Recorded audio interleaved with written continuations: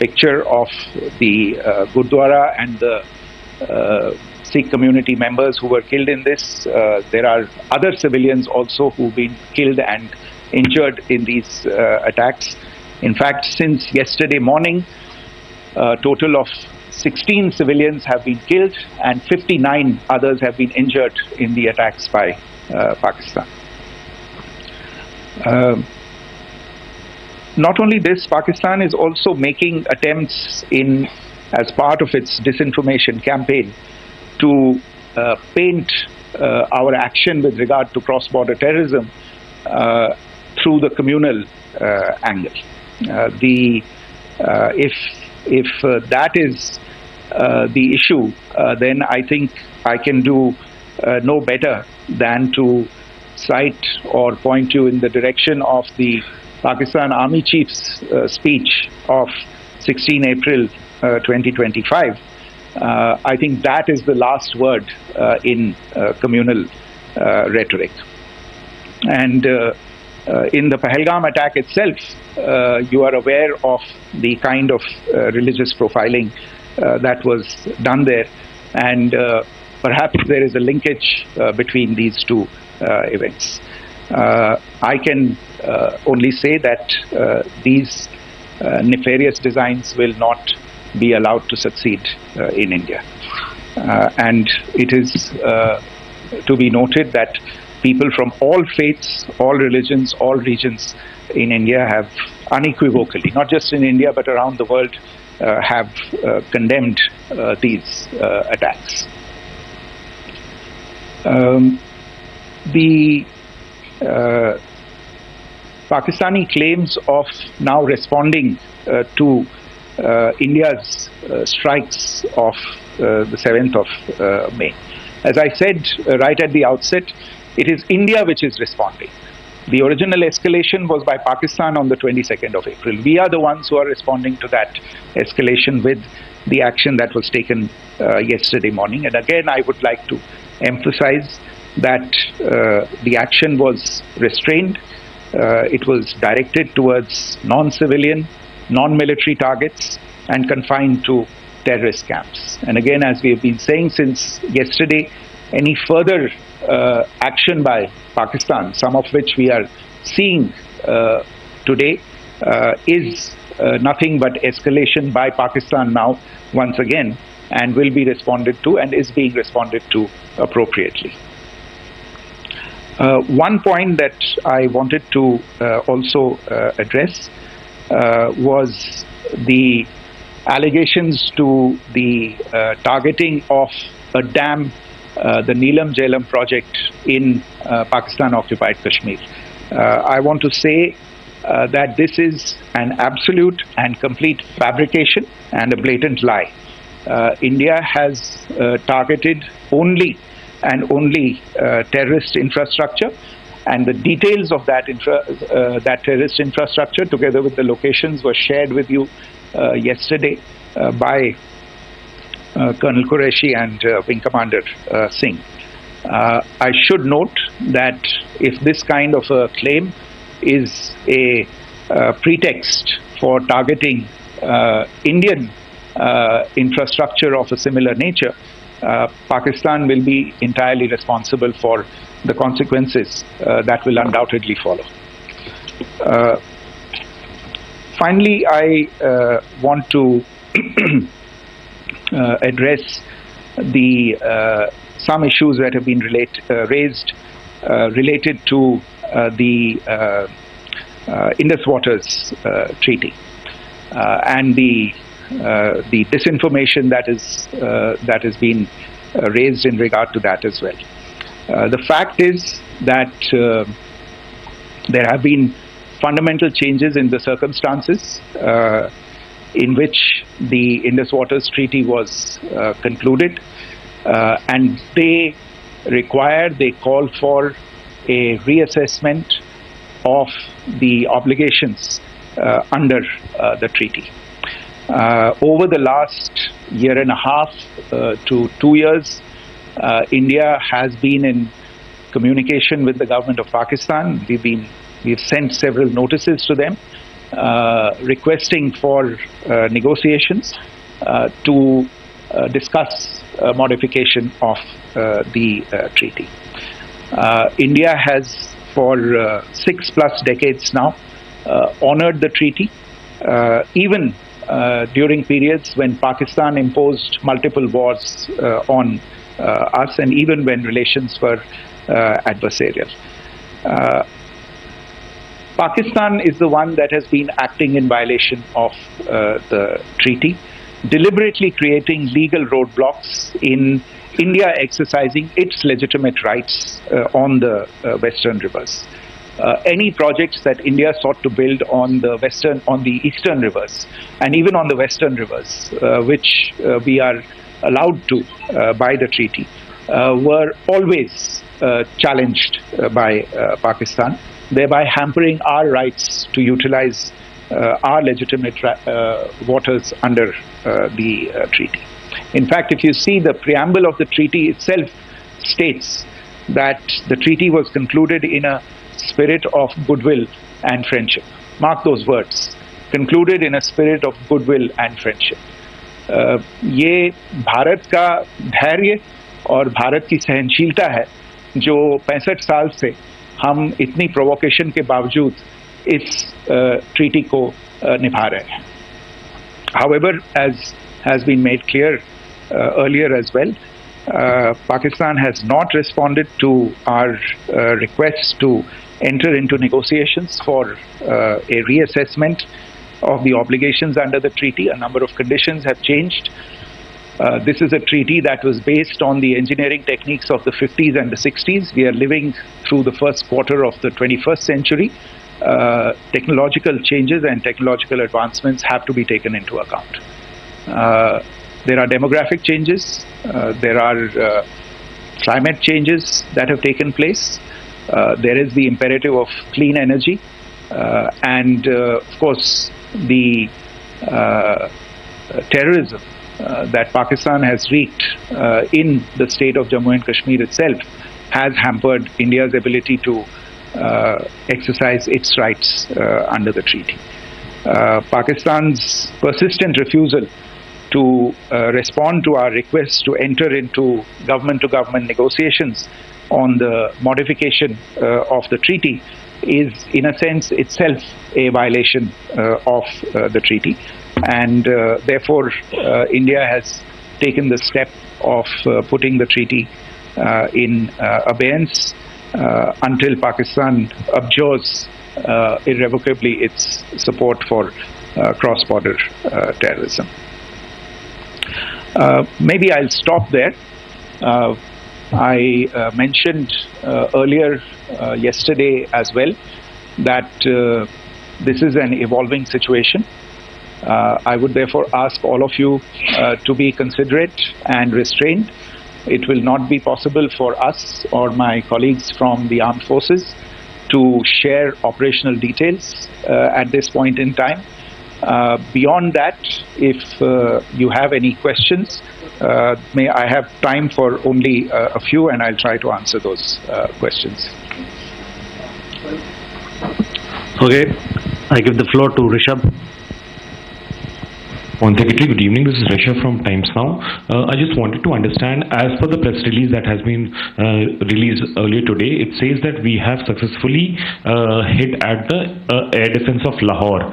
Does it give our forces a better chances if in case of further escalation? And are there other air defense places as well at strategic location that were targeted? Rishabh, you are violating the first rule that I set out at the end of my remarks. The press release that has been issued by the Ministry of Defence today speaks for itself. It is related to operational matters. It's been released by the Ministry of Defence. As more information becomes available, it will be released at the appropriate time. Once again, please don't go into operational details at this point in time, because this is a constantly evolving situation. Yeah, go ahead. Foreign Secretary Smita Sharma, just wanted to ask, the Pakistani Minister Ishaq Dar in an interview has claimed that the national security advisors of India and Pakistan have spoken to each other, if you could confirm or deny, and is complete severance of diplomatic ties with Pakistan also on the table? I have no information with regard to contacts between the two national security advisors. Insofar as diplomatic relations are concerned, you've seen the steps that were announced in response to the following the meeting of the Cabinet Committee on Security on the 23rd of April. There are no further steps that are under consideration at this moment in time. Here, go ahead. Foreign secretary, मेरा नाम मनीष है, मैं TV9 Bharatvarsh से हूं और आपने खुद ही बताया कि कितना मिस इन्फॉर्मेशन क्रॉस बॉर्डर से आ रहा है, बल्कि ऐसा लग रहा है जैसे पाकिस्तान के प्राइम मिनिस्टर और डिफेंस मिनिस्टर तक भी प्रोपेगेंडा करने में मिस इन्फॉर्मेशन में आ गए हैं। वो कई बार तो ये तक दावा करते हैं कि हम 3 राफेल हमने गिरा दिया, इतने हमने मिग गिरा दिए, और जब उनसे पूछा जाता है तो वो कहते हैं कि सोशल मीडिया में हमने ये सब चीज़ें देखी थी।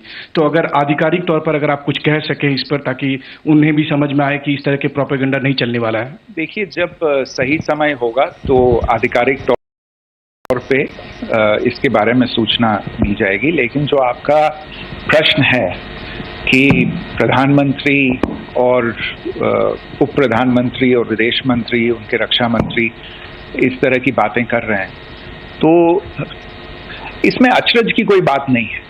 आखिरकार ये एक देश है जिसने अपना इसका जन्म लेते ही झूठ शुरू हो गया था। 1947 में जब पाकिस्तानी फौज ने जम्मू कश्मीर पे दावा बोला, तो उन्होंने किसी ऐसे वैसे व्यक्ति से नहीं, संयुक्त राष्ट्र से झूठ बोला कि हमारा कोई लेना देना नहीं है इससे, ये लोग जो गए हैं वो तो कबायली हैं। वो तो जब हमारी फौज वहाँ पे पहुंची और UN के लोग, संयुक्त राष्ट्र के लोग खुद वहाँ पे पहुंचे, उन्होंने देखा कि वहाँ तो पाकिस्तानी फौज घुसपैठ करके आ गई है, उसके बाद पाकिस्तान को मुंह की देखनी पड़ी और उनको मानना पड़ा कि हाँ, उनकी फौज वहाँ पे कुछ समय से पड़ी हुई है। तो ये जो यात्रा है एक तरह से 75 साल पहले शुरू हो चुकी है, तो I am not surprise that this kind of disinformation is being indulged in. Yeah. Siddhant. Sir, Siddhant from Beyond. Sir, we have seen a lot of negative comments coming from the Pakistani military of escalation. If tomorrow there is an escalation, there are strikes, we know one attempt has been thwarted, what will be the Indian response to those attempts of creating more escalation? Because it is looking like it's going towards more escalation. And my second question is, are any other world powers, essentially the P5 countries, the West Asian countries, reaching out to de-escalate the current situation? Look, on escalation, we've already made our stance clear. I mean, there are 2 basic points. First of all, it is Pakistan that escalated on the 22nd of April. We are only responding to that escalation. And then what we have said yesterday and what my colleagues have said today, that now if there is an attempt at further escalation by Pakistan, it will be responded to in an appropriate domain. And therefore, the choice is entirely that of Pakistan to make. As to your second question, I don't think I can do better than to point you in the direction of the statements that are being made from practically every chancellery in the world and the sentiment that they are carrying. That sentiment essentially, and for the major portion, is support for the government of India in the context of the condemnation of the terrorist attack in Pahalgam on the 22nd of April. There is wide recognition of the government of India's right to respond to these attacks in self-defense, and of course a desire to ensure that there is not further escalation. I think these statements speak for themselves. Yeah. There. So this is Mausami from India Today. Now, in the all-party meeting, we have learned that the defense minister has said that, in the operations in Sindoor, almost 100 terrorists were killed. Would we have any details about what is the number like, and also about if there were any big faces, masterminds, terrorist masterminds who were in fact killed? There is also a report that Masood Hazar's family's 10 members have been killed, and Rauf Asgar, who was actually the mastermind of Pulwama, he's also been badly, severely injured. I don't have information at this point in time to share with you on these issues. But as I said, I think, there is so much information out there on television, in the news media, in social media, that it sometimes looks like a long time has passed since this. Please understand that slightly over 36 hours only have passed since this operation was undertaken. Let us have some patience. Information will come out. It will be shared in due time. Shruti.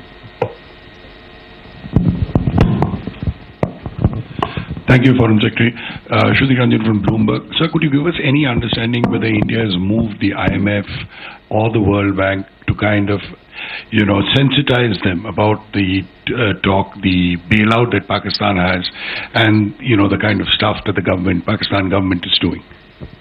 Look, we have an executive director at the IMF. Tomorrow there is a meeting of the board of the IMF. And I'm sure that our executive director will put forward India's position. The decisions of the board are a different matter. The process through which they are made. But I think the case with regard to Pakistan should be self-evident to those people who generously open their pockets to bail out this country. And since you are from Bloomberg, I think you would have the data on how many IMF bailout programs have been, very good, thank you, have been sanctioned in the space of the last 3 decades. And I think you would also have an idea of how many of those programs have actually reached successful conclusion. Probably not many. So I think this is a decision that board members have to take by looking deep within themselves and looking at the facts. So we can, one last question, sir. Sure. One last question. Foreign Secretary, I'm Siddhant from CNN News 18. I would like to know, since it's an opportunity to speak to you, I would like to know the response coming from United States since last 3 weeks.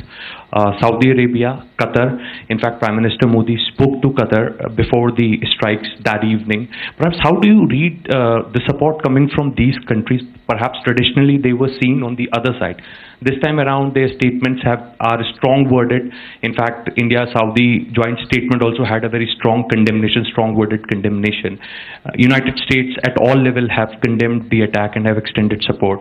In fact, Saudi Deputy Foreign Minister is in India. He just met EMS Jaishankar. Also, if you could shed some light on his visit, his meeting with EMS Jaishankar. In fact, we have also been told that he met Prime Minister Modi. Thank you. Look, all the countries that you named and many others, we have been in touch with them. The Prime Minister has spoken to a large number of world leaders. A large number of world leaders have called him, as have called the External Affairs Minister. As we speak, there are conversations going on today as well with world leaders. And your assessment or conclusion of the general tenor of these messages is very much on point. And I think this is a recognition of the fact, firstly, of the barbaric nature, the unprecedented nature and character and features of the attack in Pahalgam, and a recognition of India's right to respond to this. And also a recognition of the fact that in responding, we have been nothing but responsible and have done so in a restrained, in a measured, and in a non-escalatory manner. I think that counts for something. People have taken that into account, and that is what is explaining the kinds of reactions that we are seeing. And we appreciate the sentiments and the statements that have been made by the vast majority of world leaders. Yes, the Saudi Minister of State for Foreign Affairs is in Delhi. He had a meeting with the External Affairs Minister earlier today. I don't have further details at this moment, but if there are details, the Ministry will share them at some point with you. Thank you. I think that's all we have time for today. We'll join you again soon. Thank you all. Thank you.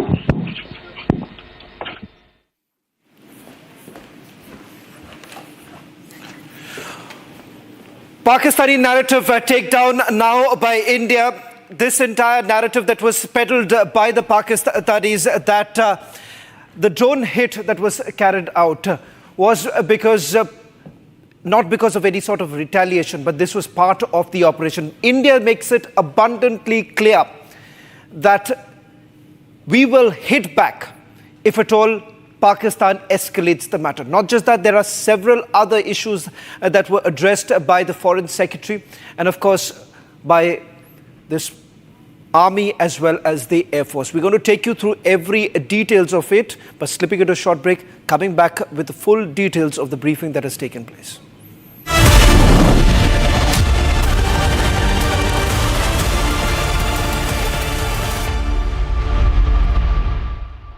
MDH की हल्दी मिर्ची धनिया करे कमाल, ये रंग दे, ये खुशबू दे, ये तीखा, ये कम पड़े, क्या निराला MDH मसाला। पाकिस्तानी और इंडिया ने जंग शुरू कर दी है। मेरे बहावलपुर सिटी के अंदर मौलाना मसूद अजहर साहब के जो है मदरसा है उसके ऊपर 4 मिसाइल दागे गए हैं। 4 मिसाइलों के साथ हमला किया गया है। मौलाना मसूद अजहर साहब के मदरसे के ऊपर हम अपनी अफवाज पाकिस्तान के साथ खड़े हैं, लेकिन मेरा सवाल है कि हमारी एजेंसीज कहाँ सोई हुई थी, हमारी अफवाज पाकिस्तान कहाँ सोई हुई थी जब हमला हुआ। मुजफ्फराबाद की भी खबर आ रही है कि मुजफ्फराबाद वाली साइड पे भी अटैक हुआ है, लेकिन सबसे पहले मेरे बहावलपुर सिटी के अंदर अटैक हुआ है ब्लास्टिक मिसाइल के साथ। उन्होंने हमला किया है मौलाना मसूद अजहर साहब के मदरसे के ऊपर 4 मिसाइल मारे गए हैं। अभी ये कहना कबल सकता है कि गोया कितनी सच्चाई है इस खबर के अंदर, किस साइड से ये मिसाइल आए हैं, ये अभी कन्फर्म होना बाकी है, लेकिन ये कन्फर्म न्यूज़ है कि उनके मदरसे के ऊपर 4 मिसाइल मारे गए हैं।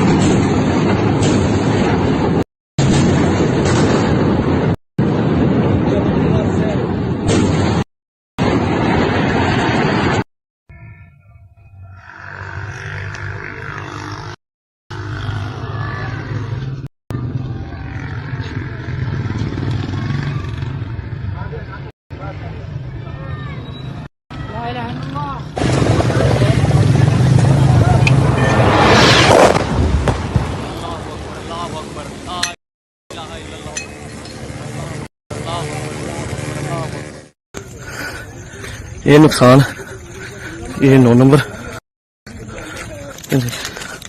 ये मस्जिद तैयबा मरकज उमर करा के अंदर ये नुकसान है।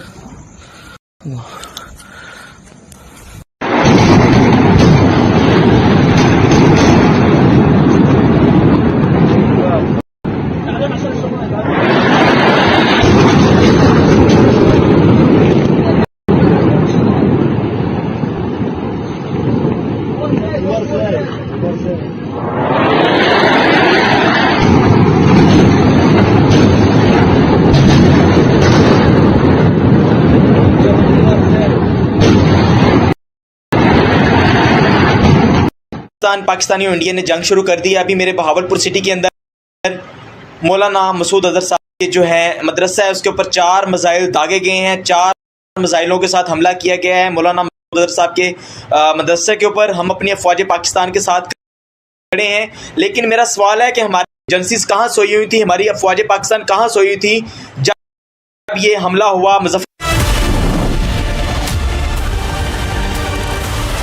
ये है सीक्रेट रेसिपी MDH का जीरा सिर्फ जल जीरा मसाला।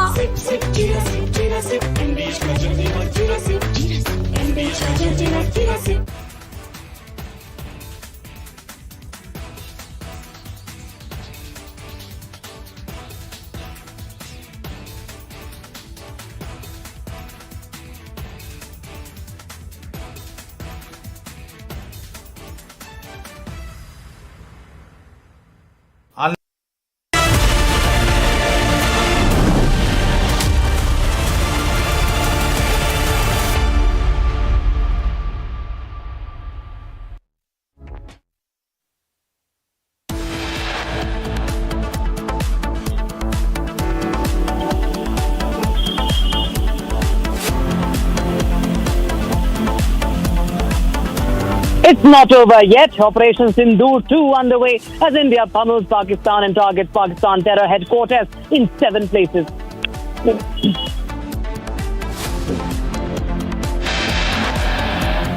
India goes after Lashkar-e-Taiba off to TRF to brief United Nations Security Council.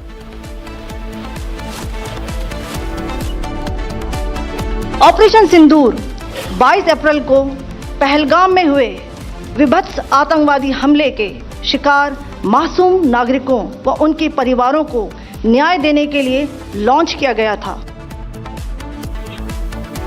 Indian armed forces expose Pakistan on civilian killings, reiterate the befitting response to terror state.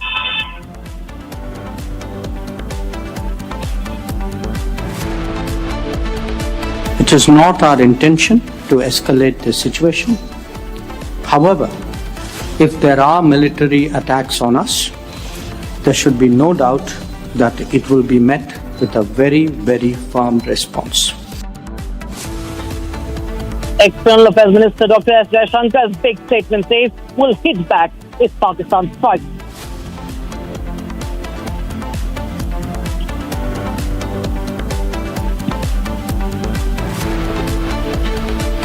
Major success for India as Jaish-e-Mohammed chief Masood Azhar's brother, who masterminded the IC-814 plane hostage crisis, killed.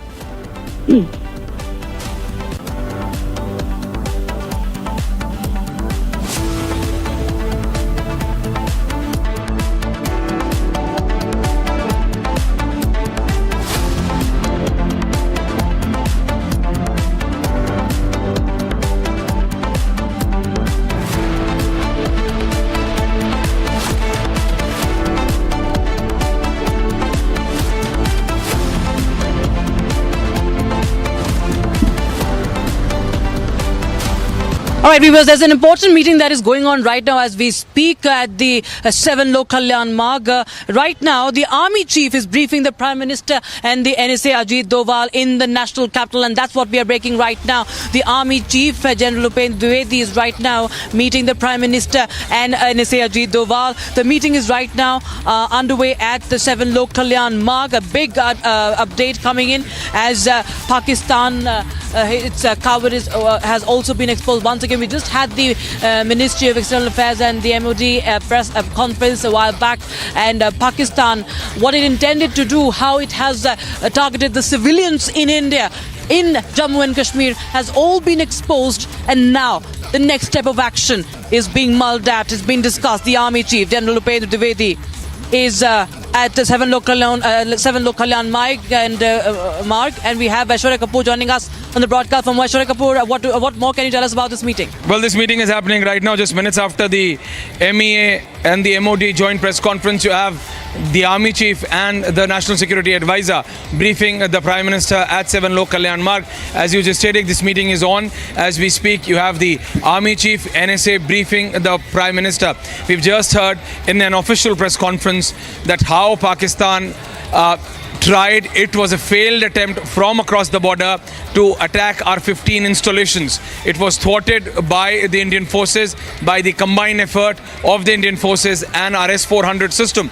But no such attempt should even be tried today. So what we are being told that the Army Chief is briefing the Prime Minister and the NSA is also in presence. We are being told that 27 civilian airports have been completely shut down for any commercial or civilian mobility. They've been made as complete military airports, and that ranges from Jammu and Kashmir to Gujarat, Ghaziabad, Delhi's Hindon Airport. So all of this has been included amid high tensions. This is a very important meeting which is happening at the 7 LKM, in which the Army Chief and the NSA are briefing the Prime Minister together. Back to you. Aishwarya, it's very important to understand that, the operation is still underway. It's Operation Sindoor 2. What Pakistan saw, it was, of course, a strike back at what it did in Pahalgam. But we can understand, as the MEA was saying in this press conference, the Foreign Secretary said how it had targeted the Indian cities and how it has targeted the civilians in Jammu and Kashmir. That, of course, exposes Pakistan. And India has made it clear that it will not step back at all. India should not be taken lightly. and Pakistan has signed up for something very, very dangerous. It is very clear, and henceforth we see these important meetings are now underway. Well, absolutely. There is no question of stepping back even an inch. In fact, we made it clear that you dare this time. You dare. India responded with Operation Sindoor 1 because that was only a retaliation or a badla, as it is called, of what they did in Pahalgam. What they did last night, the only reason, the kind of destruction Pakistani civilians are seeing in their cities, ranging from Karachi to Peshawar to Rawalpindi, and you name it, is only because what Pakistani army tried last night. They failed in even crossing the Indian airspace, but they tried. So they dare not. There is no question of taking half a step back. If they dare today, then it's no holds barred. And we are very clear. And the Army Chief and the NSA are briefing the Prime Minister on our preparedness. Let there be no doubt about it. We are ready. Yes. Right. Aishwarya, thanks so much for joining us with those important details coming in from the 7 local landmark viewers. So all those who are tuning in right now, the Army Chief, General Upinder Dwivedi, is right now at the 7 local landmark. He is briefing the Prime Minister and the National Security Advisor Ajit Doval, as India, of course, is right now continuing to plan over the strategy. Remember, India says, and it has announced, just made it clear that the operation is still underway. It's not over because Pakistan is not mending its way. The way it has targeted the Indian civilians, the way it has resorted to heavy shelling along the LOC in Poonch, the way it has targeted the Sikhs, the way it has targeted the Gurudwaras. It's all clear that how Pakistan continues with its cowardly ways, and it needs to be taught a lesson, viewers. Now, viewers, Pakistan has just to go into more of the details on that. There have been heavy shelling along the line of control, and especially in Jammu, if you see what happened in Poonch, viewers, there was heavy shelling, massive destruction.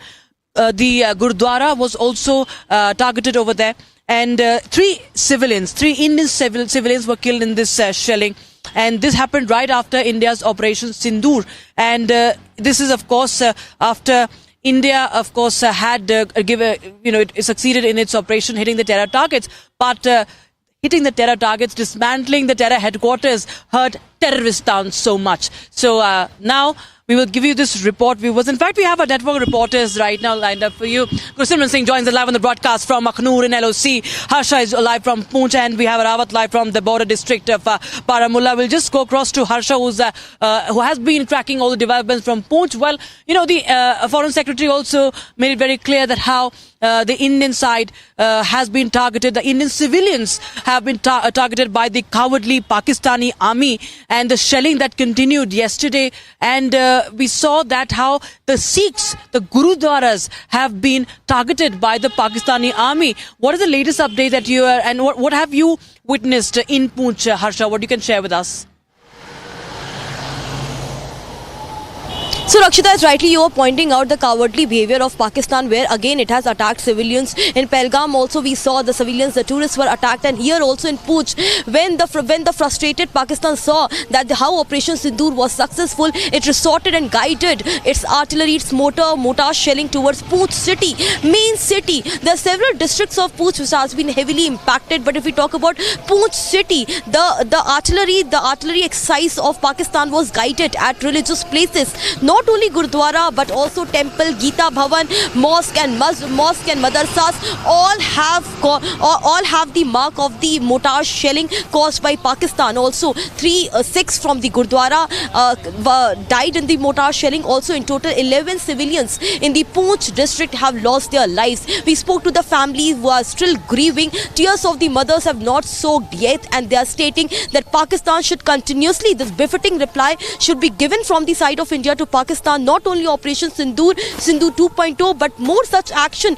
should be given from the side of India to Pakistan, because now what we see in the Poonch city is the devastated and destroyed houses, collapsed walls. What we saw, the visuals in the Gurudwara, how only Guru Granth Sahib was protected, while the walls, the windows, everything was was reduced to debris in the Gurudwara. Same was the scenes from the temple as well. And while many localities in the Poonch, we saw the similar scenes, the debris everywhere, and also how the clutter, there was completely clutter with rubbles in the locality and the lane. The busiest lane, the destruction could clearly be seen. And right now what we are seeing in the Pooch is the deserted lanes, because most of the civilians have now shifted to a safer location. The authorities have clearly stated that the relief and the medical assistance is being provided to the civilians here.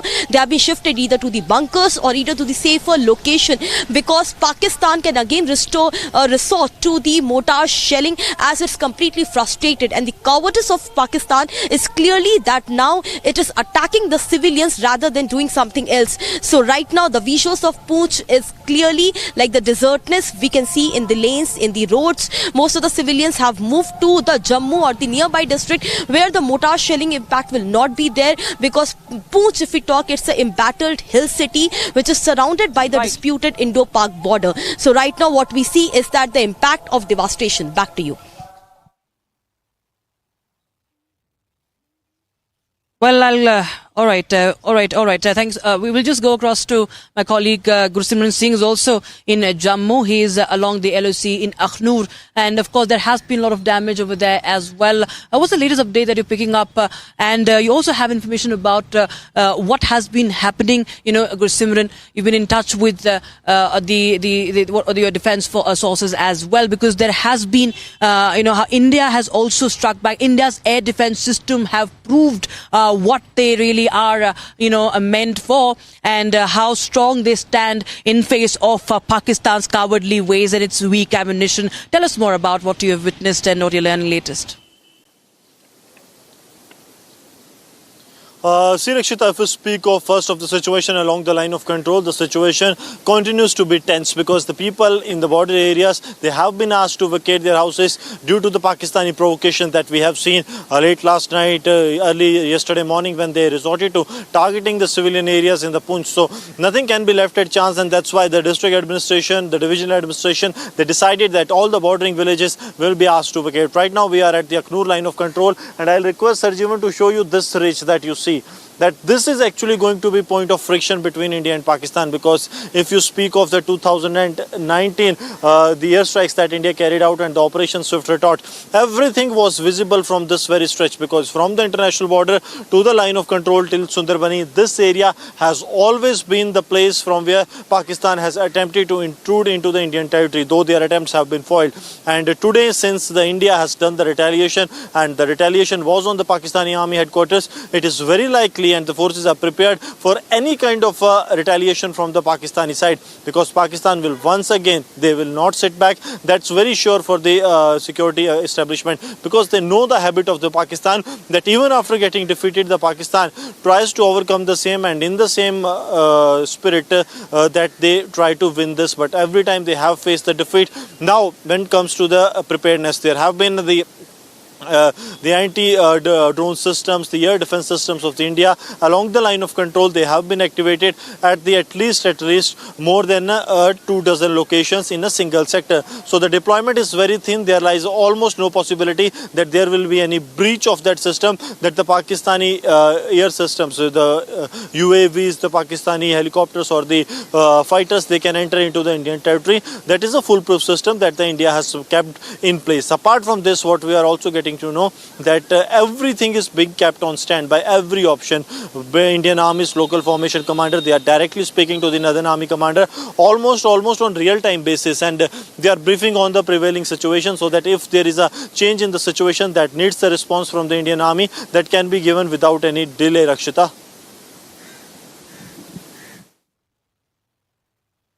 Right, viewers, we'll just continue to talk to our reporters, but here's more from the ground that our reporters have filed as far as the situation along Pooch is concerned, viewers, because the Gurudwara has been targeted, and you just see the plight of the civilians, how Pakistan has targeted civilians, and India had only...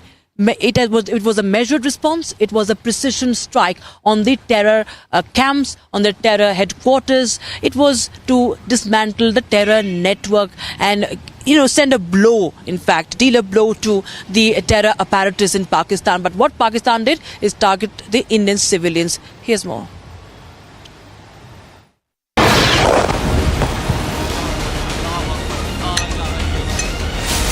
Hit like it seldom had before, the rattled and clueless Pakistani troops opened small arms fire on civilian areas along the line of control.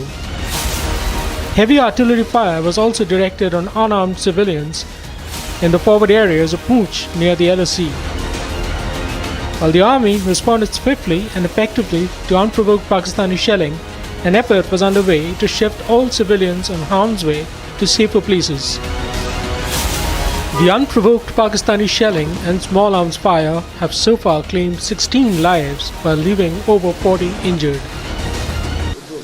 I am Harsha reporting for Border Dispatch from Gurdwara Guru Singh Sabha in the Poonch city. There's a Gurdwara located in the main city of the Poonch district. It's very important to showcase this place because after the successful launch of the Operation Sindoor at Pakistan resorted to the mortar shelling at the religious places in the Poonch city. And this is one of the places, this is one of the Gurdwaras which was the target of the Pakistan, and also through visuals it could clearly be seen from windows to walls. Most of the infrastructure have been damaged from the mortar shelling from the Pakistan side. In the early morning hours of Wednesday morning at around 9 o'clock, heavy shelling was targeted from the site of Pakistan at this Gurdwara. Not only this Gurdwara but nearby temple, madrasa and masjid have also been impacted. Visuals captured ongoing efforts to shift civilians to safer shores in the forward areas of Poonch. The forces and Jammu and Kashmir police also carried out checks in civilian areas, public installations and even religious places. In more visuals, motorists were flagged down and the vehicles searched at multiple checkpoints across Poonch town. Meanwhile, the Poonch Gurdwara bore telltale shelling marks after being targeted by cowardly Pakistani troops. The cowardly attack on the sacred shrine claimed the lives of 3 Granthis. Speaking to the public, a local said he had been witness to many instances of unprovoked shelling from across the border, but had never seen such cowardice. Delhi Minister Manjinder Singh Sirsa, meanwhile, came down heavily on the Pakistani troops for directing heavy artillery fire on a place of worship. As Pakistan continues with its gutless artillery fire on civilian areas, the authorities are in a race against time to shift locals out of harm's way. Now, viewers, we have to understand that how Operation Sindoor has started and what it aimed to and what has been carried out. How India targeted these 9 military areas. Now, it targeted those terrorist targets, the operational to dismantle the operational capabilities of the terrorists, and this was done to avoid further escalation, to avoid a military conflict. And my colleague Harsha, who has been along the LOC in Jammu, she is going to explain in this report that how India had operated all throughout in this mission. Listen in. At least 12 civilians were killed and 42 injured as the Pakistan Army resorted to intense artillery shelling along the line of control in Poonch district on Wednesday. The action came hours after India carried out precision strikes on 9 terror targets in Pakistan and Pakistan-occupied Kashmir to avenge the April 22nd terror attack in Pahalgam. Officials confirmed multiple casualties, including the death of 4 children aged between 7 and 14 years. The indiscriminate shelling created panic among the border residents, who were then forced to take refuge. Dozens of houses were damaged across 7 districts: Balakot, Mendhar, Mankot, Sagra, Krishnaghati, Gulpur and Khed. And in the aftermath of Pakistan's relentless offensive, the Jammu and Kashmir police and SOG teams have launched extensive security check operations to move civilians to safety. It is very close proximity with the LOC. Also, after Operation Sindoor, Pakistan targeted majorly this area. I'll pass my camera person Gaurav to come here and to show this entire visual at large. The safety and security of the Jammu and Kashmir civilians and the civilians of the Poonch district is very much important, which is being ensured by the police official and by the SOG team as well, because what we saw here was at several places the civilians were struck. So right now they have left or they have moved to safer location, to safer bunkers. This is being ensured by the Jammu and Kashmir police. With Operation Sindoor yet to be over, Pakistan is counting its days. All right, viewers, now we shift our focus to the other story that we're tracking. In fact, my colleague Arawat is also joining us live on the broadcast from one of the border districts, that is Baramulla. Now, what are you picking up, Arawat, because we've seen that right after the Operation Sindoor, right after the airstrikes, there was a lot of damage, a lot of shelling that was witnessed in Baramulla. What is the situation right now? Absolutely, Rakshita, as we have seen that the strike on the terror groups of the and Lashkar in the Pakistan and other places there. And then after we have seen that the Pakistani troopers have tried to create the disturbance in the Kashmir Valley's Uri sector in the Baramulla district. We have seen that the properties were damaged in the various parts of the Uri sector. But we have seen that the senior officials from the Jammu and Kashmir police and other paramilitary security forces are there on the ground, and they have access to all the situation and everything is controlled there. And also we have seen that the health department is there active, and we have also seen that all the entry and exit points in the border areas of across the Jammu and Kashmir is on the high alert after we have seen that there was an attempt from the troopers of the Pakistan to target the civilian population of the Kashmir Valley. We have also the reports from the line of control area in the Kupwara sector, where we have seen that the mosque was also damaged by that in that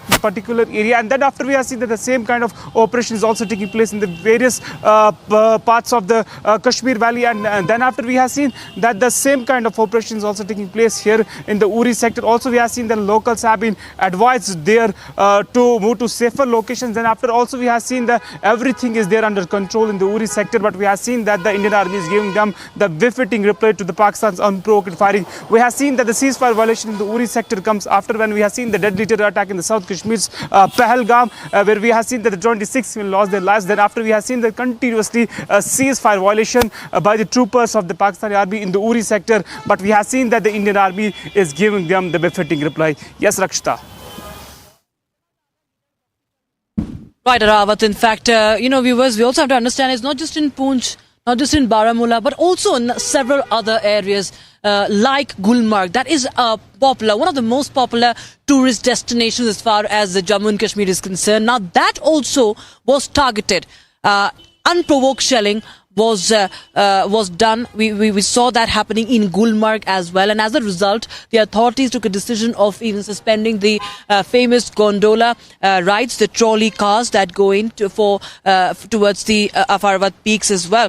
And this, of course, is a direct attack on the tourism. We've seen that how tourists have been targeted, and Gulmarg also now came under shelling. Here's more. Amid heightened tensions between India and Pakistan, authorities have suspended the gondola cable car services in Jammu and Kashmir's Gulmarg. This decision comes after unprovoked mortar shelling by Pakistani forces near the line of control. According to authorities, there has been no damage to the gondola infrastructure. However, the proximity of shelling has raised concerns. Gulmarg is one of the popular destinations in Kashmir that is close to the line of control.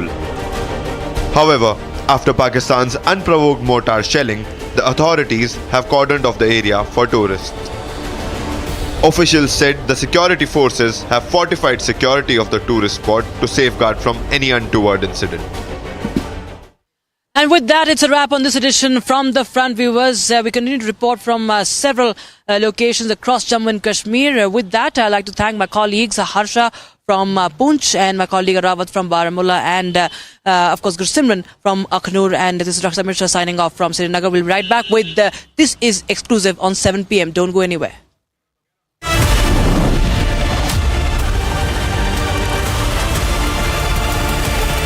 Hi, this is Chef Ranveer Brar. Guarantee you brilliance on behalf of IIHM.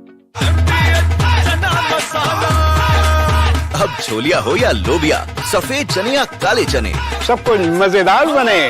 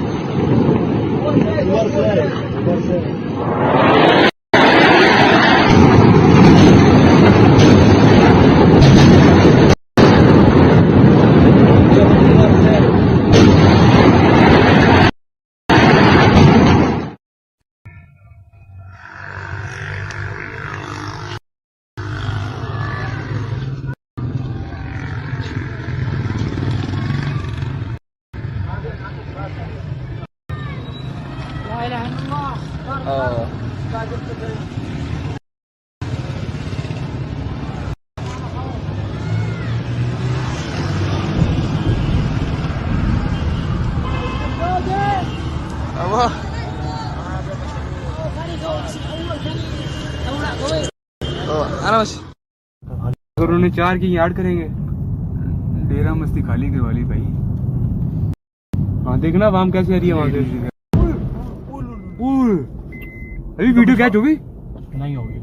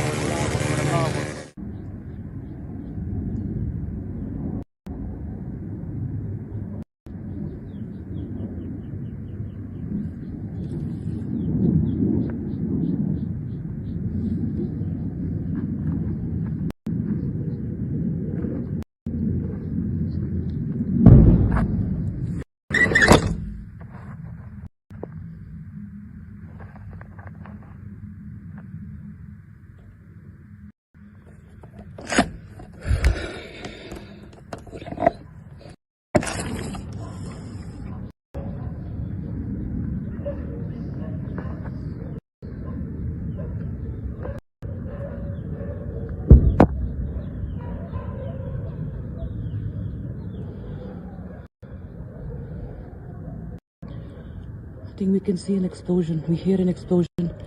Jets here, jets hovering here right now in Srinagar, and we can actually smell some smoke, and the sky at one part became red. There was an explosion sound, very much visible. Seems panic across the border. As we report from Srinagar right now.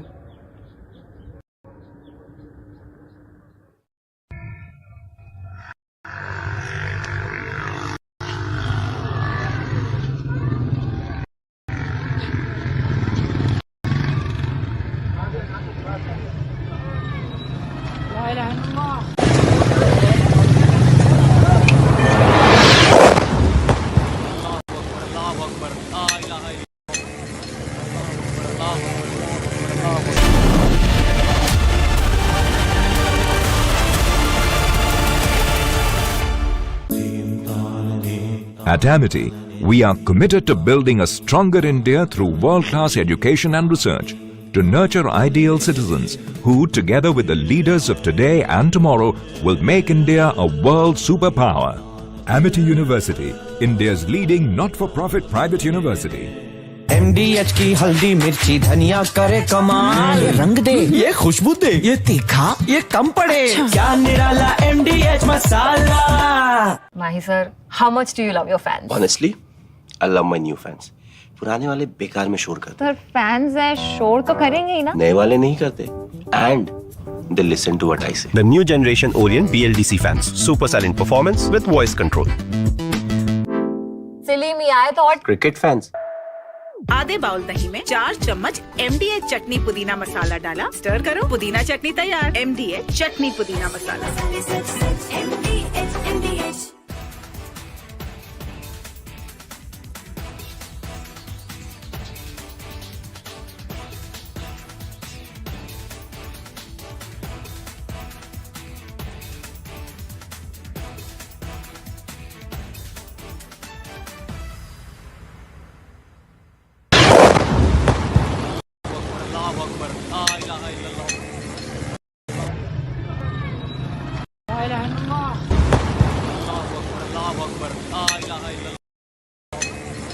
Of different weapon systems, because you cannot risk putting all eggs in one basket. ये मस्जिद मरकज उमर के अंदर ये नुकसान है। From Asia's largest news headquarters, setting the agenda for Bharat.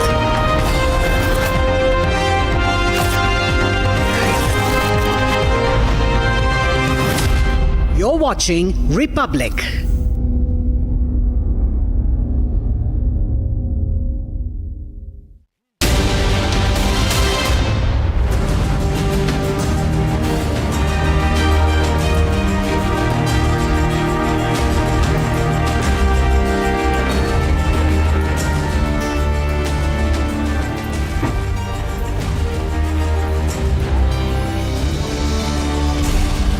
As expected, ladies and gentlemen, Pakistan has attempted misadventure and India has struck back a second time in what is now called Operation Sindoor 2. Operation Sindoor 2 continues as we speak, and on the show this evening, we have the full details, exclusive details.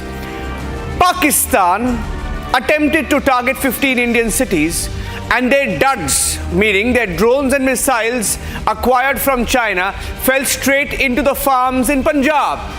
That and more coming up. Here are the headlines.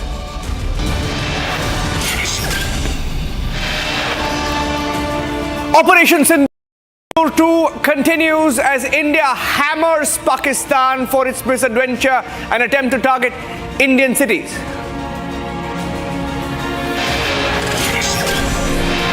India strikes Pakistani defense radars. Lahore, Karachi, Rawalpindi hit.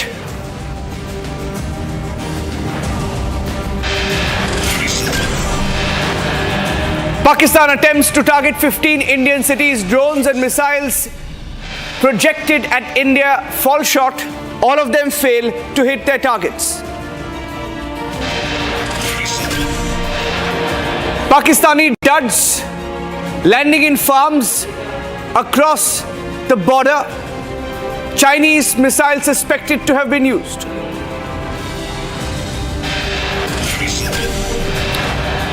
India has confirmed that we have struck Lahore air defense radars, the location from where some of the Pakistani drones and missiles were launched targeting India.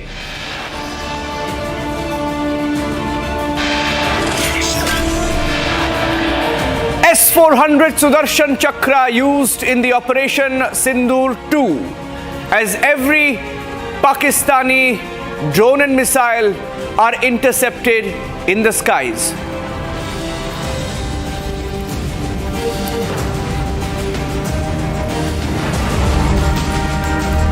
Ladies and gentlemen, it's been a very dramatic last 48 hours, and we can confirm to you now that Operation Sindoor 2 continues this evening. The military operation is on.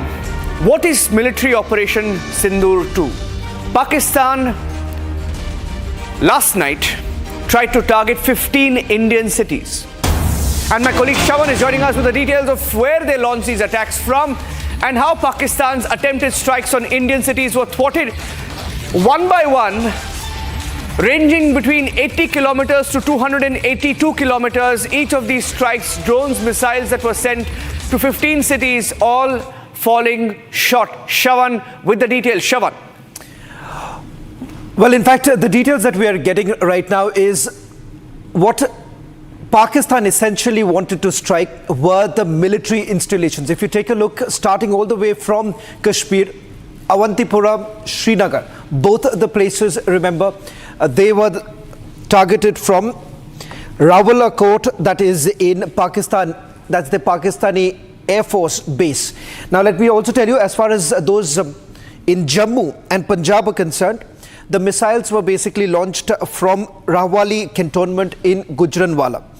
Cities in Rajasthan which were basically targeted, they were from the Pakistani military base in Bahawalpur, and Bhuj was basically targeted from Sindh.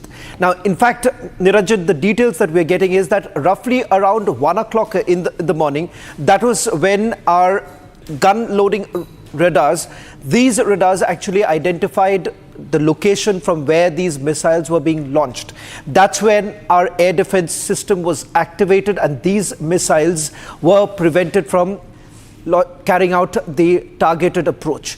Thereafter, we are being told that immediately you've had the drones that were basically used by India to target the same very places from where the missiles were launched, and this operation continued till about 7 o'clock this morning. Interestingly, this piece of information that we had got was roughly around 2 o'clock in the afternoon, or a little after 2 o'clock. And when we spoke to our sources at that point in time, also remember, the source basically indicated that the operation was still undergoing, something that was once again cleared by the Ministry of External Affairs as well as the Defence Ministry. So which is a clear indication of the fact that the operation is nowhere to a closure right now. In fact, it is still going on.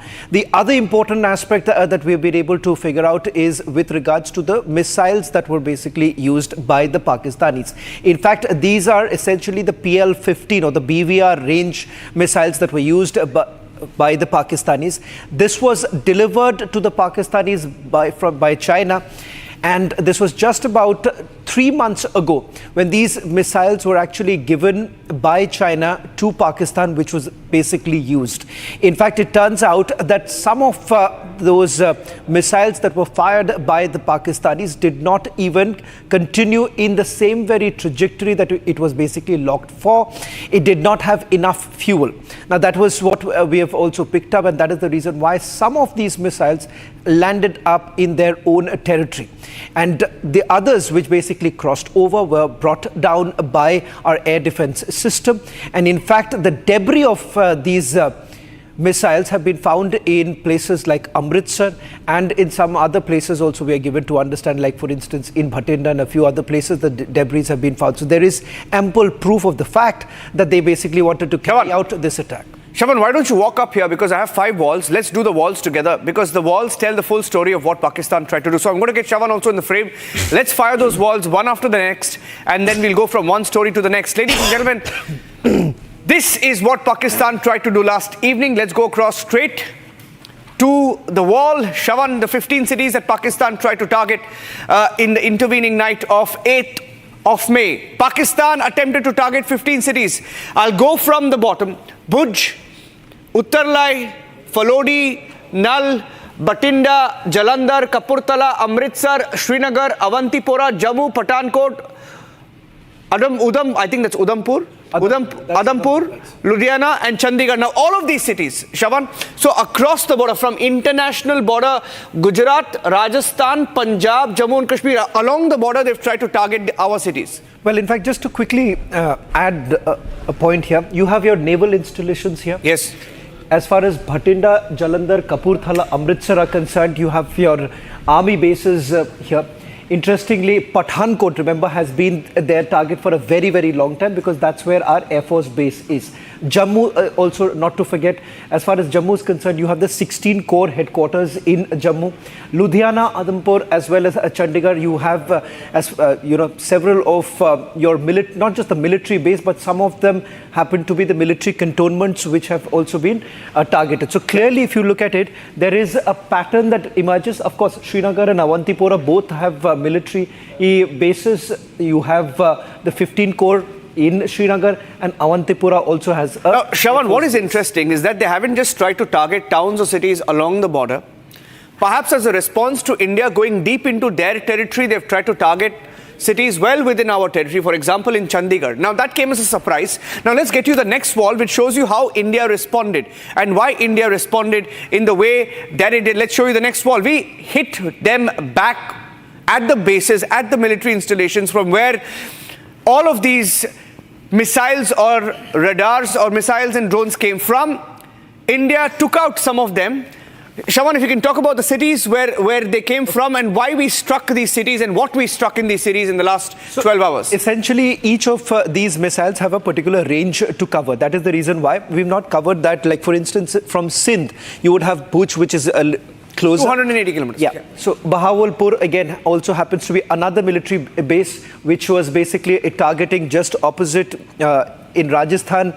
Happens to be the cities that were carried out, the cities that were targeted in Rajasthan were from Bahawalpur. Yes. Lahore, Sheikhpura, Sialkot, Chakwal, Gurjanwala. Now, Gurjanwala was the other place from where the targeted attacks took place, and this was primarily Jammu region was being targeted from here. And as far as Sialkot is concerned, this is more to do with the air defense system that was basically put in place, which we have been able to penetrate. I'm going to explain that in a short while. One of the first videos that came in this morning, ladies and gentlemen, was from Lahore when the first explosion was reported. Now, when Republic reported that explosion as well this morning, Shawan, we broke that story as an explosion that was reported from Lahore at a cantonment area. What we did not know is that it was India hitting back at Pakistan, striking the air defense system finishing off the air defense systems of Pakistan in Lahore, because that's where the drones and missiles came from. So let's get you the next wall of how we hit them back this morning. India foiled Pakistan's attempt, 15 drone/missiles, 15 targets, 15 cities, and every drone or missile fell short. And this is how we did it. India foiled Pakistan's plans. If you can come a little ahead, Shawan, where Pakistan fired from. Now, Shawan has the exact details, where they fired from and where we intercepted them. Shawan. So this, if you see, Rawalakot happens to be the Pakistani Air Force base, which is also, there is one in Kotli. Now, as far as Kotli is concerned, we haven't got more details from there. From there, the missile was actually launched targeting Avantipura and Srinagar. I'm not too sure about the distance. If you know, yes, you'll be roughly about 80 to 90 kilometers, Shawan. Even this around Gujranwala, roughly about 80 to 90 kilometers. This is a very key military installation as far as Pakistan is concerned. Pakistan basically launches from here because you have the Jammu, Pathankot and a few other places in Jammu that was being targeted.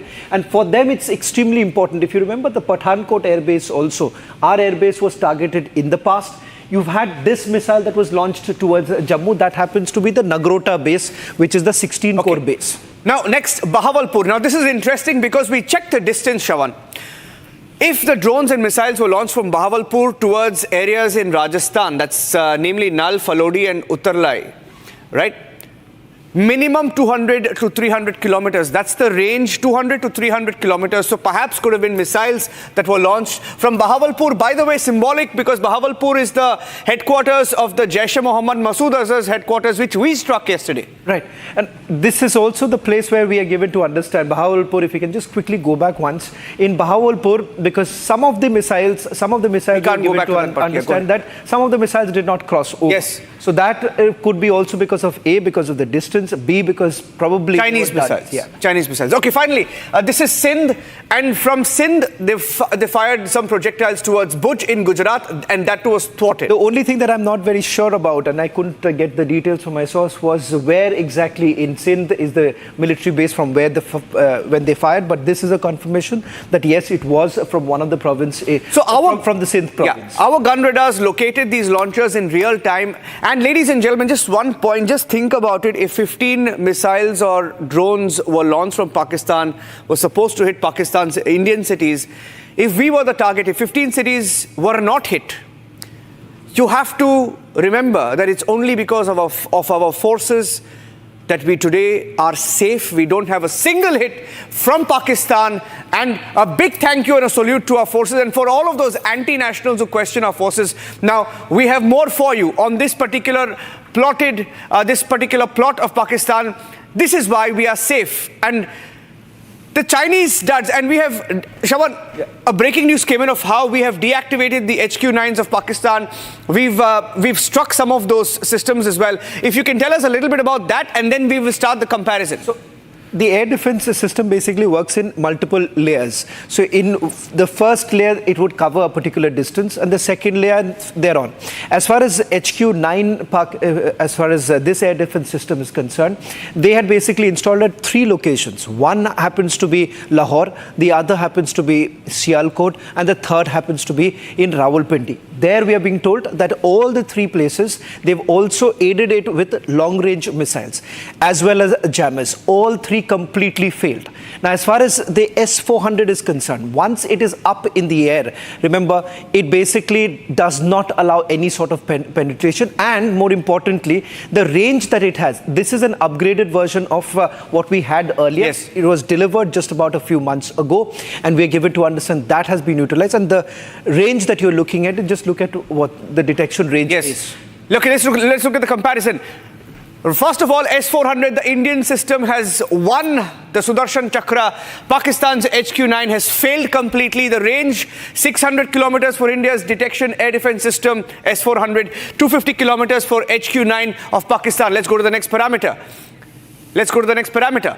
Destruction range, 400 kilometers for the S-400. This is India's system, while it's just about 200 kilometers for Pakistan's HQ-9. But by the way, air defense system of Pakistan, lesser said the better, because all our missiles have struck our targets. Next, Maximum target speed, Mach 14, Mach 14, but not there much is change there. bit of a difference. There's a bit of a difference yes. here. The difference being is that this basically intercepts even hypersonic missiles. Yes. So which basically means that even if you have used an advanced missile, there's a high possibility that your S-400 air defense systems would be able to detect, unlike what would have happened in the case of HQ-9 because it's not equipped. Yes. Next parameter, let's go straight up to that. Maximum altitude 30 kilometers for the S-400. A maximum altitude 50 kilometers. I don't think that really matters because this has done its job. Let's go to the next one. Next parameter. The S-400 can shoot 80 simultaneous targets, including cruise, ballistic missiles, UAVs and aircraft. And I think this has been one of the biggest displays of success of this missile system is in what we saw last night, Shravan. And of course, the Russians themselves have used it. Russians have used this during their current war. Yes. And the fact that they have essentially promised an upgraded version. This upgraded version basically looks at a variety of, interceptions. And as you pointed out, this also encompasses the newly made missiles, which are faster range, which has a longer range. All of that can be well detected, unlike in this case. Yes, you should take that with a pinch of salt because that's what they claim. But none of India's missiles were intercepted by the HQ. In fact, this is the air defense system, as I said, it was layered. You would also have long-range missiles. So in order to basically stop some of them, because most of the missiles would have come at the same go, you would have exhausted it. The air defense system gets exhausted or blocked. But it seems that not only this air defense system failed, but the other systems that were put in place, for example, the long-range missiles, the jammers, all of them failed simultaneously. Deployment time. Next parameter, just 5 minutes for the S-400. If we have a parameter of the HQ-9, it doesn't really matter how long it can be deployed because how soon it's a little bit of a stationary issue, so that's much of a case. Okay, and finally, this has been the game changer for India today. India hit several targets. Sialkot, we showed you the 7 cities that we hit. Now, this is believed to have been one of the key drone systems that were used to target and disable the Pakistani radars. The Harpy drone, Shravan, you want to talk about it? On how it was used and how effective it's been? See, the loitering munitions, basically, by the word itself, moves around. And the fact that this can go at a low level without much of a detection. Subsurface is what these drones would have moved around. As far as the warheads are concerned, it can be expanded. Now, what we are given to understand that there were 2 types. One, of course, was Harpy. And the original, that is the first phase of the operation, was also using something that was designed in Bengaluru, that is the Sky Trainer, and that has another warhead about 5 kilogram that was taken. In this, if you see, the payload is way higher. It's about 32 kilogram. So you are taking a larger quantity, and the fact that the destruction would have been much more. So this is an example of the India story, right, Shravan?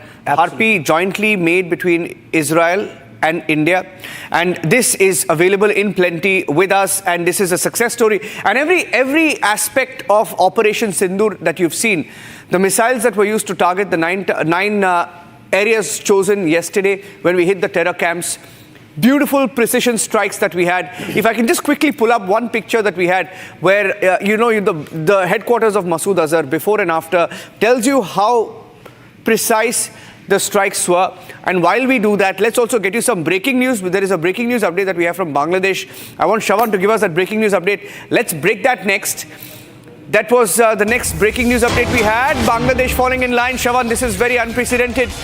Bangladesh seems to have got a message as India pummels Pakistan. Pakistan was Bangladesh's go-to friend, suddenly found friend, and after we have struck Pakistan, UNIS government has fallen in line. They have issued a sudden notification asking for Hindus to be protected. It's come out of nowhere, but it's linked. Shravan.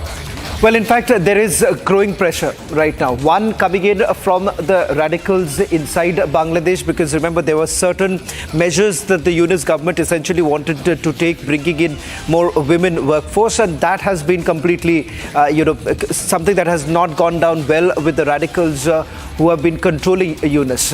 Now, it turns out that with the change in the US administration there have been certain directives that have been given to the UNIS government, and it turns out that a panicked, worried Bangladesh is basically responding to what India has been saying for a very long time. Yeah. The protection of minorities. Now, this notification basically brings in that change, which something that they had ignored all this while, saying that this was a figment of our imagination. And there are terror groups even in Bangladesh. We know that there are elements in Bangladesh which are radical extremist elements in Bangladesh, and the precision strikes are a clear message to Bangladesh, which has lately been acting as a proxy for both Pakistan and also China. And that is why, they seem to be somewhat in a shock. Well, there are a series of meetings that have actually taken place. Before the precision strikes that took place in Pakistan, you've had Pakistan basically sending members of their ISI, having a meeting that took place in Dhaka. The second thing that happened was you've had their foreign ministers actually coming together, having a meeting on what possibly could be the next steps. So that is the reason why this proximity between Bangladesh and Pakistan was only growing. But it turns out that Yunus has actually realized that coming closer to Pakistan would only mean doomsday for Bangladesh. Absolutely. And Shaban, thank you for joining us on this breaking news edition of This Is Exclusive. We'll take a short break now, ladies and gentlemen, but our coverage of Operation Sindoor 2 is non-stop. We are going live immediately after this commercial break. We have headlines and the big debate with Arnab coming up. Stay tuned and thanks for watching.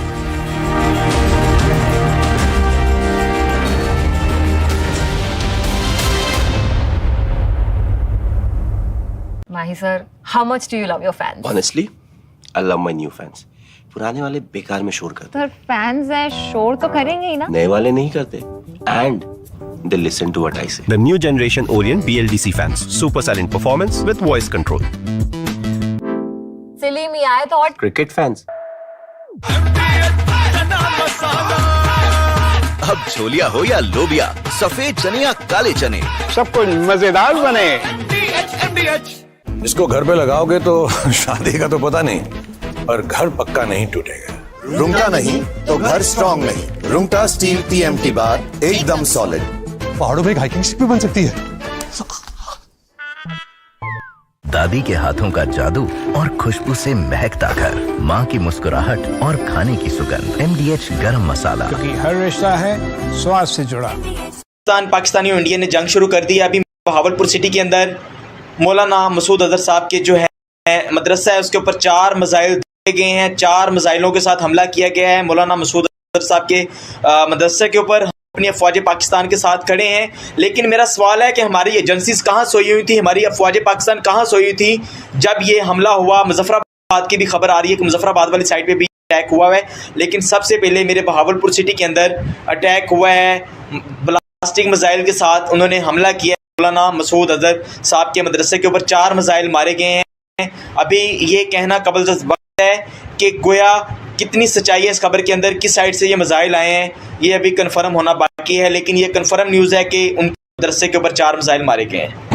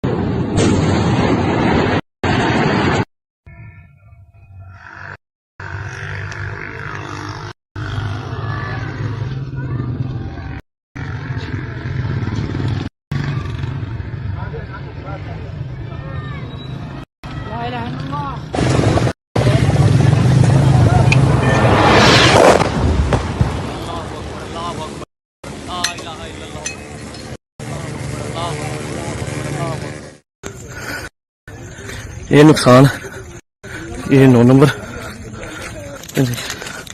ये मस्जिद तैयबा मरकज उमर करा के अंदर नुकसान है।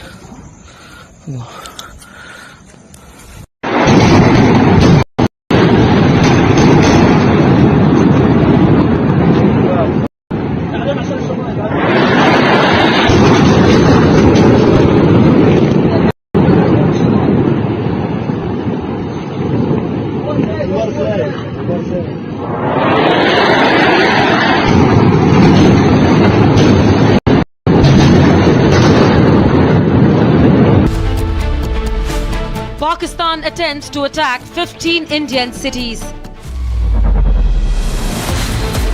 India cripples Pakistan's air defense. Has Pakistan just made a fatal mistake? Debating tonight at 8 p.m. At Amity, we are committed to building a stronger India through world-class education and research to nurture ideal citizens who, together with the leaders of today and tomorrow, will make India a world superpower. Amity University, India's leading not-for-profit private university. MDH की देगी मीरज, देगी मिर्च का तड़का, अंग अंग फड़का। MDH की देगी मीरज। इसको घर पे लगाओगे तो शादी का तो पता नहीं, पर घर पक्का नहीं टूटेगा। रूंगटा नहीं तो घर स्ट्रॉन्ग नहीं। रूंगटा स्टील TMT बार एकदम सॉलिड। पहाड़ों में एक हाइकिंग स्टिक भी बन सकती है। ये है सीक्रेट रेसिपी MDH का जीरा सिप जल जीरा मसाला। जीरा सिप MDH का जल जीरा सिप MDH का जल जीरा SIP.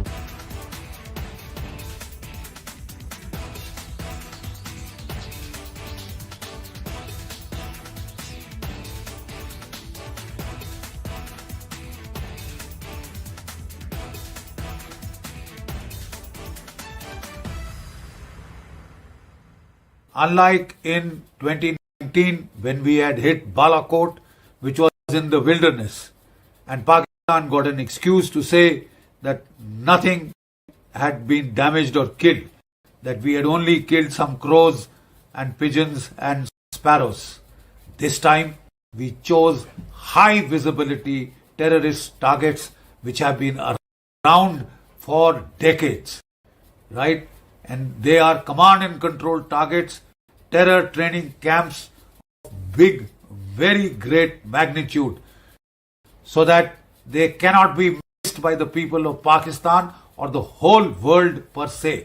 Otherwise we had that syndrome of jungle mein mor nacha, kisi ne na dekha, etc., which Pakistan took the fullest advantage of to deny that it had been hit, and that was taken advantage of by some unscrupulous people in India.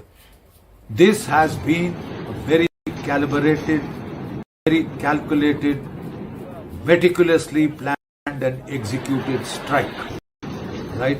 It is non-escalatory in nature because it is proportionate, because it targets precisely the terror training camps.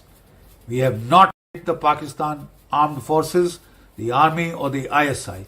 We have focused only on the terror targets. To that extent, it should be non-escalatory. India is prepared to call it off at this stage.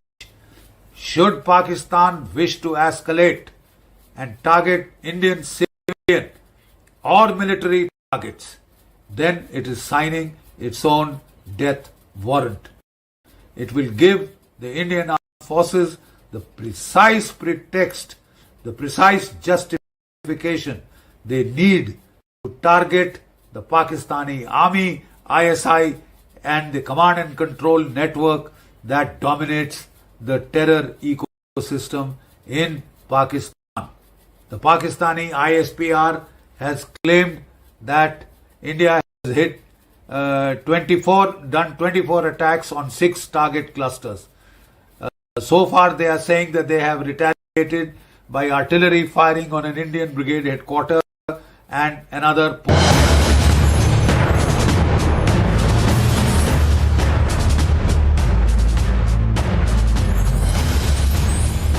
Pakistan's terror facade is crumbling. The mask is off. Tonight we bring you the unvarnished truth about India's surgical strikes against Pakistan's terror infrastructure. National Security Advisor Ajit Doval's master plan behind Operation Sindoor. Join us as we dissect the precision strikes that took out over 90 terrorists, including key figures like Qari Muhammad Iqbal, with India's military by taking out 9 key terror camps, eliminating over 100 terrorists. The message is loud and clear. The era of impunity is over. I'm Shavan Sen and this is Forces First.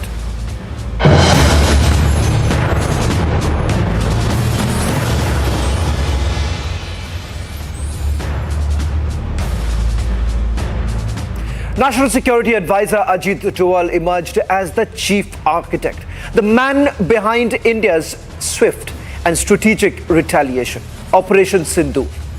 Working behind the scenes under the leadership of Prime Minister Modi, National Security Advisor Doval led high intelligence coordination and mission planning. The 9 targeted terror dens across Pakistan and Pakistan-occupied Kashmir. The precision strikes were given a go-ahead after his plan received a final nod from the Prime Minister.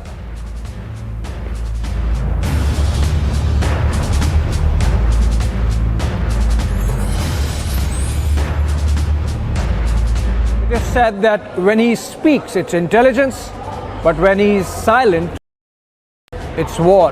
And that's exactly what happened.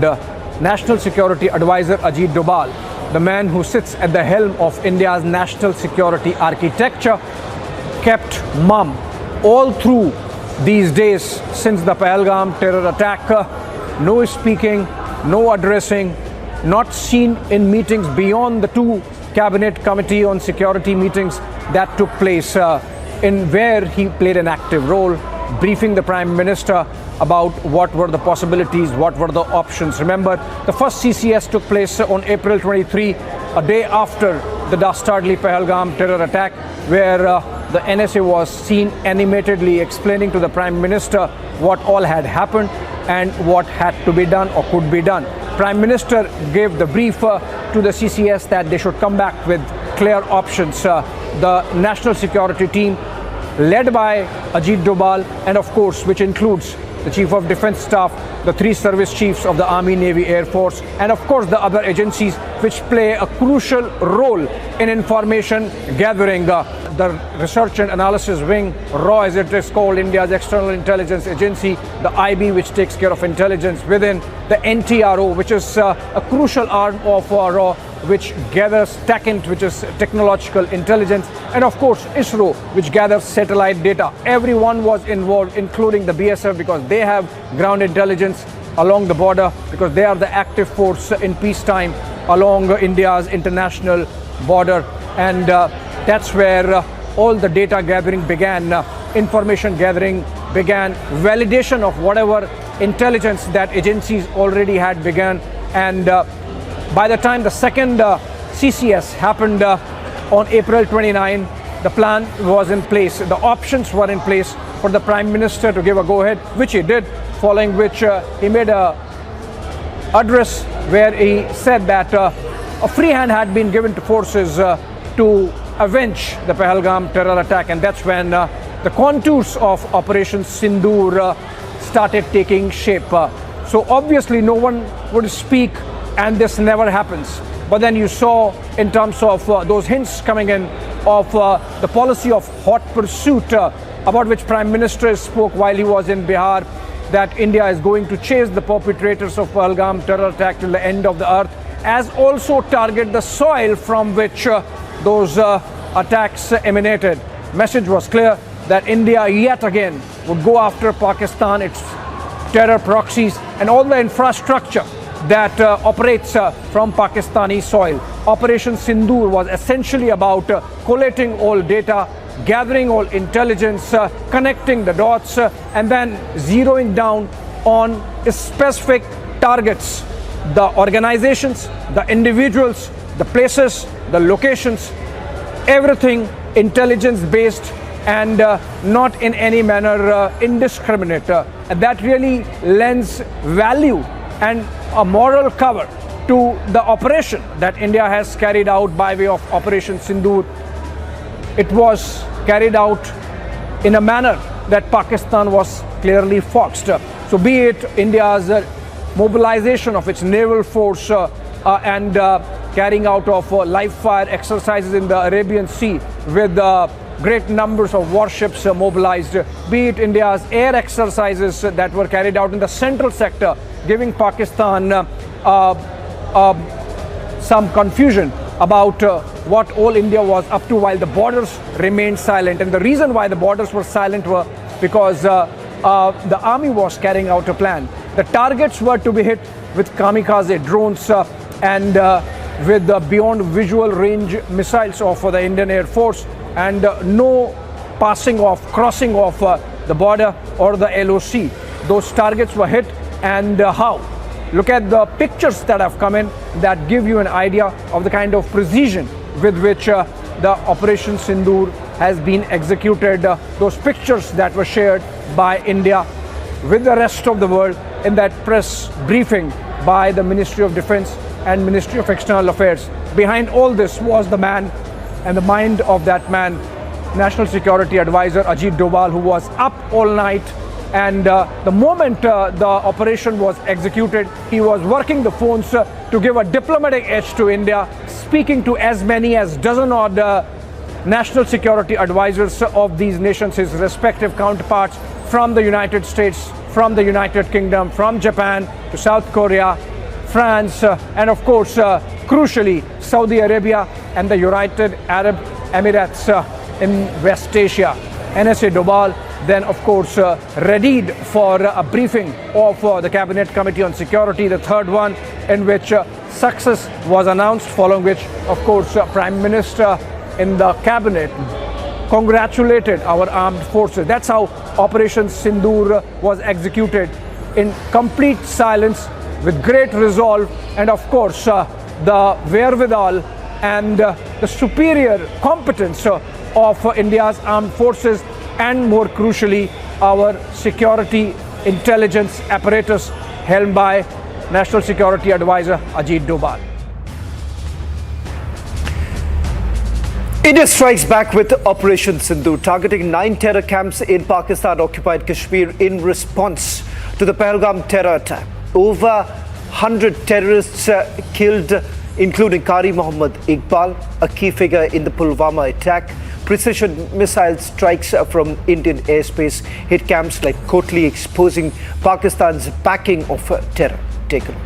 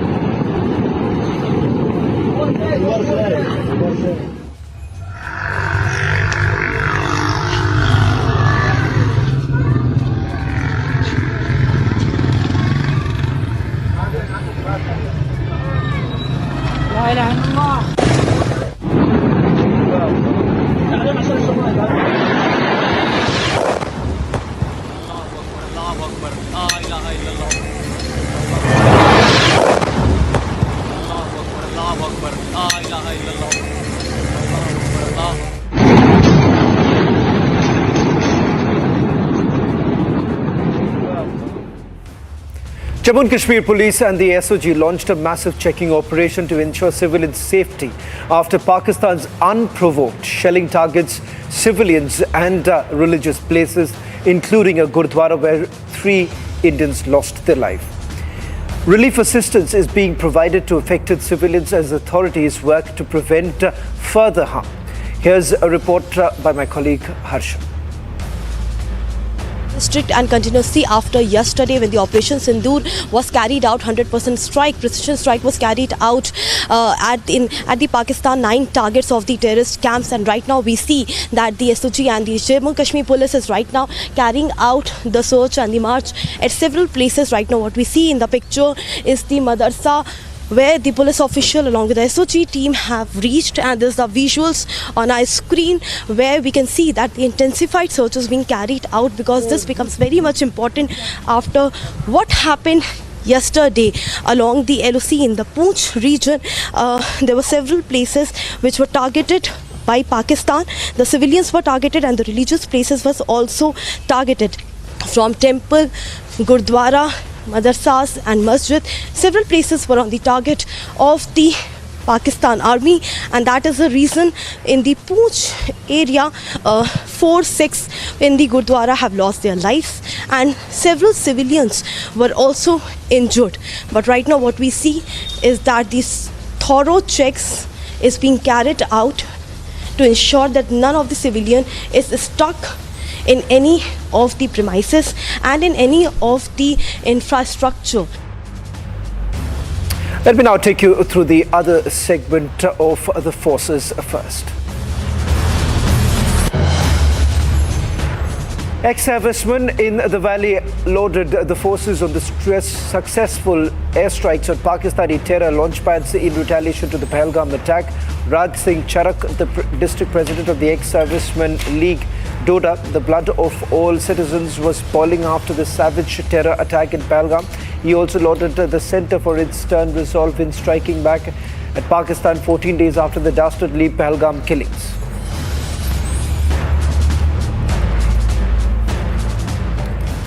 India's air defence capabilities took centre stage late Wednesday night as Indian Air Force's S-400 Sudarshan Chakra air defence missile systems played a decisive role in thwarting a Pakistani attempt to escalate hostilities by targeting Indian cities.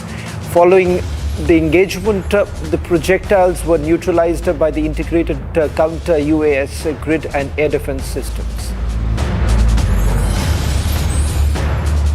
Assam Rifles intercepted two Swift Desire vehicles suspected of trafficking contraband from More to Imphal. During the operation, the forces recovered 19 soap cases containing suspected heroin, approximately 205 grams valued at 82 lakh rupees. One individual is apprehended and both the seized narcotics and the suspect were handed over to Tengunapal police for further investigation.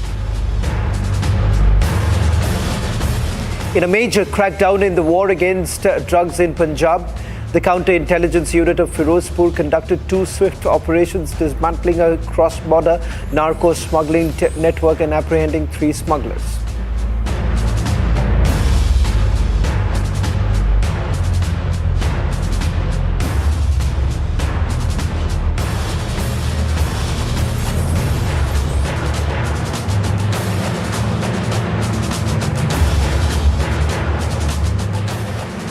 A massive blow to Pakistan's security forces. A deadly IED blast in Balochistan's Bolan region has left 14 soldiers neutralized, with the Baloch Liberation Army claiming responsibility. The BLA fighters have also now released a chilling 5-minute video capturing the brutal attack. This is just the latest in a series of high-profile strikes by the BLA as their agitation and war against Islamabad intensifies. Here's that report.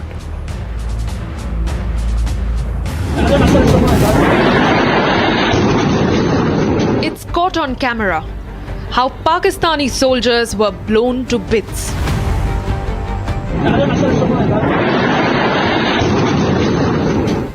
The Balochistan Liberation Army has released a 5-minute video that captures the targeted attack on Munir Army personnel.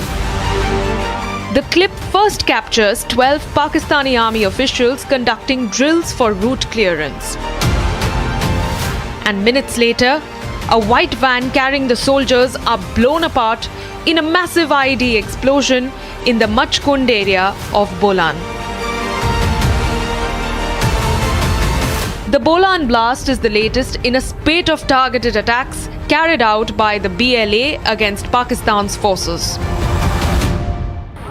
Pakistan is grappling with rising internal turmoil, with the Baloch Liberation Army seeking freedom. And the uprising is such that the BLA rebels are up in arms against the Shehbaz Sharif government. 22 Pakistani soldiers were killed in Turbat after a face-off with the BLA. 4 guards of the former Home Minister of Balochistan, who the BLA claims has now turned into a proxy for Islamabad, were gunned down. And back in March, the BLA hijacked the Jafar Express passenger train, killing 60+ Pakistani soldiers and taking 300 others into hostage. The BLA-Pakistan tensions escalate at a time when Islamabad is attempting to come to terms with India's payback for the Pahalgam terror attack. And with a rising crisis at its western border, Pakistan has completely lost the plot. Well, let me also once again take you through the another segment on forces first.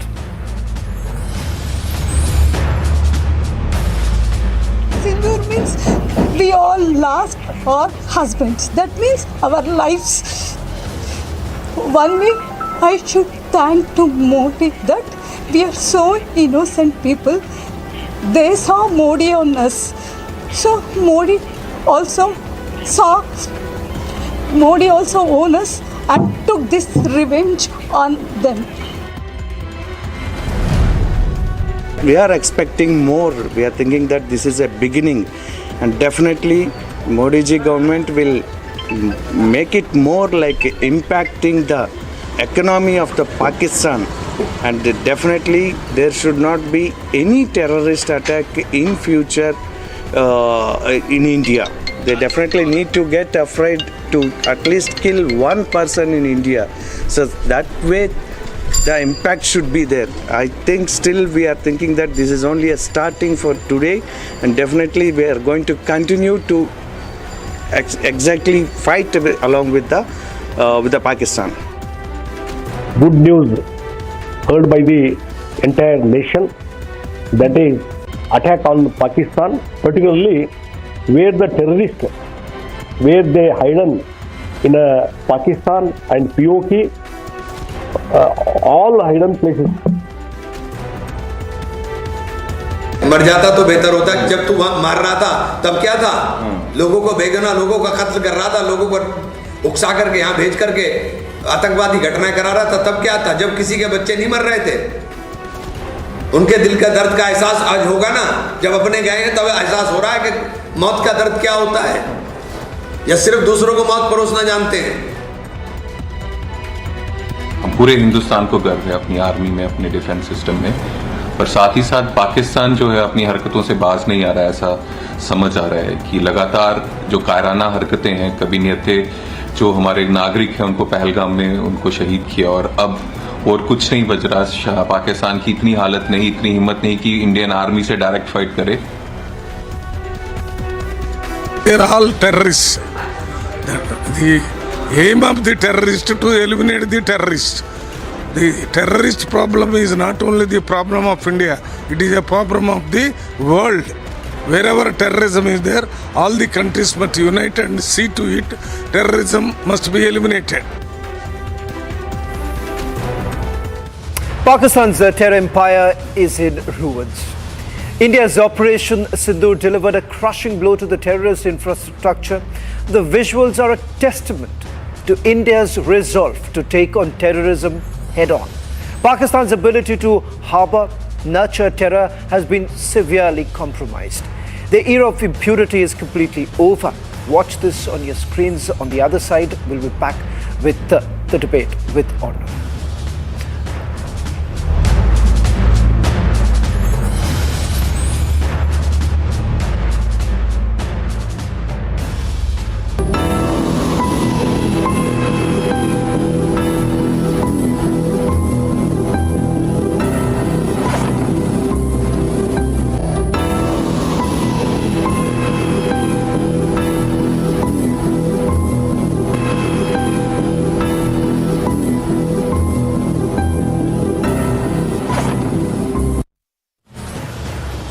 Hi, this is Chef Ranveer Brar. Guarantee you brilliance on behalf of IIHM. Mahi sir, how much do you love your fans? Honestly, I love my new fans.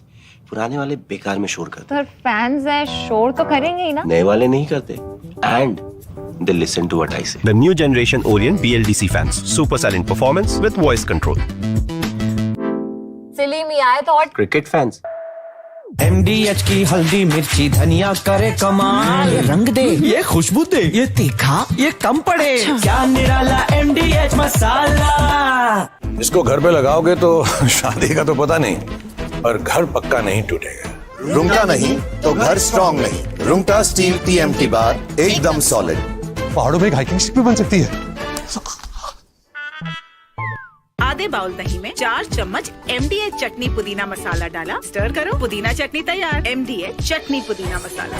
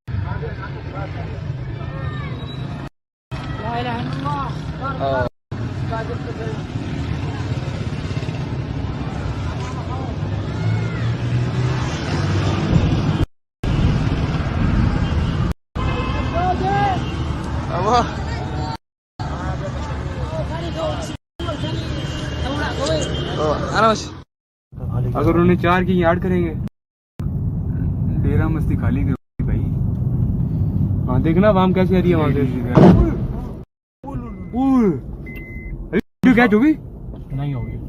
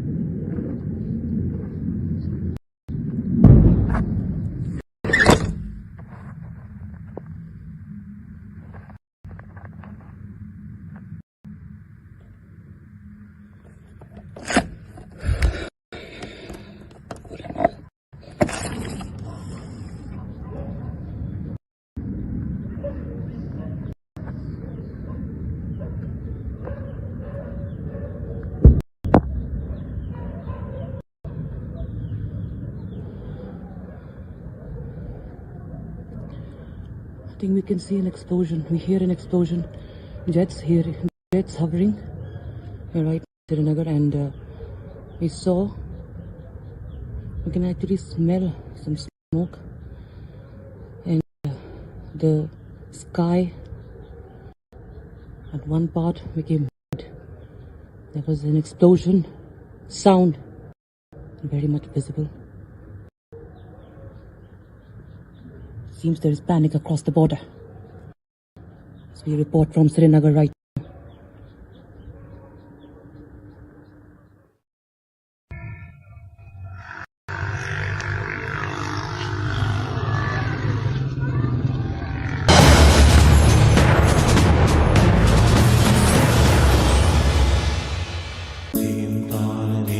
At Amity, we are committed to building a stronger India through world-class education and research to nurture ideal citizens who, together with the leaders of today and tomorrow, will make India a world superpower. Amity University, India's leading not-for-profit private university. अब छोलिया हो या लोबिया सफेद चने या काले चने सब कुछ मजेदार बने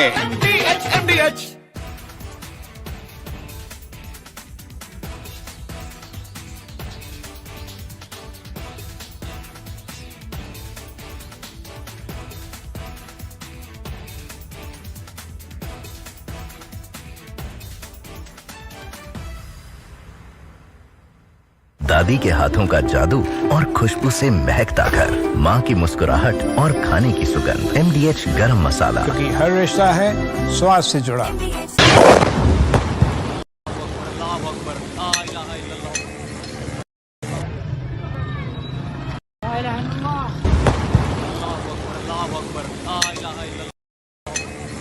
Of different weapon systems, because you cannot risk putting all eggs in one basket. ये मस्जिद तैयबा मरकज उमर करा के अंदर ये नुकसान है। Not risk putting all eggs in one basket.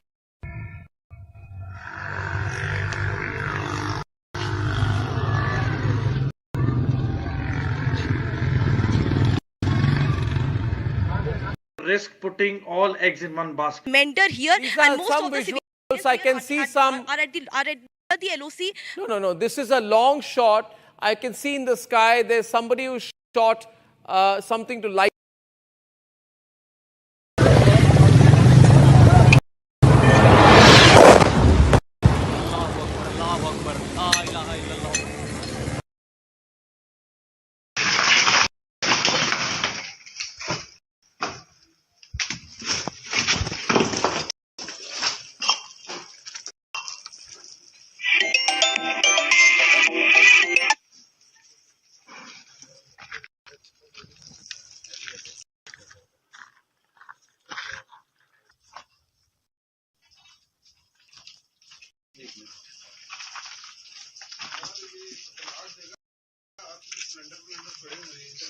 Leakage है, लीकेज भी है।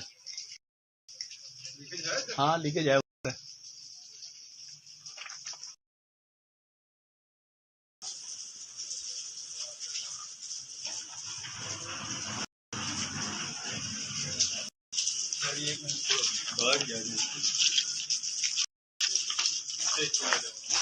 आ गया, मेरे पीछे नजर आवा, पीछे दूर।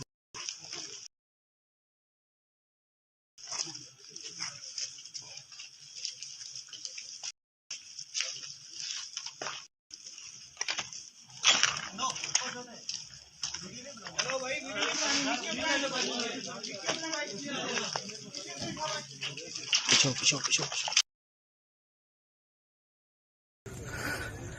ये नुकसान, ये 9 number.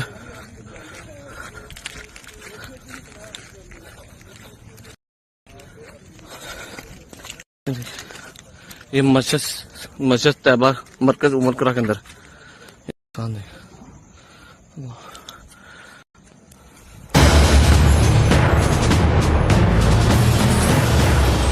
Mahi sir, how much do you love your fans? Honestly, I love my new fans. पुराने वाले बेकार में शोर करते। सर फैंस हैं, शोर तो करेंगे ही ना। नए वाले नहीं करते। And they listen to what I say. The new generation Orient BLDC fans. Super silent performance with voice control. Silly me, I thought. Cricket fans. Hi, this is Chef Ranveer Brar. Guarantee you brilliance on behalf of IIHM. MDH की हल्दी मिर्ची धनिया करे कमाल, ये रंग दे, ये खुशबू दे, ये तीखा, ये कम पड़े, क्या निराला MDH मसाला। क्या हो गया भाई? वो भैया आपसे सीखकर म्यूचुअल फंड्स में SIP शुरू की थी, लेकिन कभी कभी अपडेट्स देखकर मेरा मन भटकने लगता है। अरे अपने मन को बोल, म्यूचुअल फंड्स टिके रहने का गेम है। मतलब SIP चालू रखूं? सुन, ये लिफ्ट जब ऊपर नीचे जाती है तो तू निकल जाता है। नहीं भैया, यही तो सही मंजिल तक ले जाती है। तो बस म्यूचुअल फंड्स का भी यही है, दूर की सोचेगा और डटे रहेगा तो तू भी अपने सपनों के पास पहुंच सकता है। हाँ बिल्कुल आपकी तरह। सही है। म्यूचुअल फंड निवेश बाजार जोखिमों के अधीन है। योजना से जुड़े सभी दस्तावेजों को ध्यान से पढ़ें। ये है सीक्रेट रेसिपी MDH का जीरा सिर्फ जल जीरा मसाला।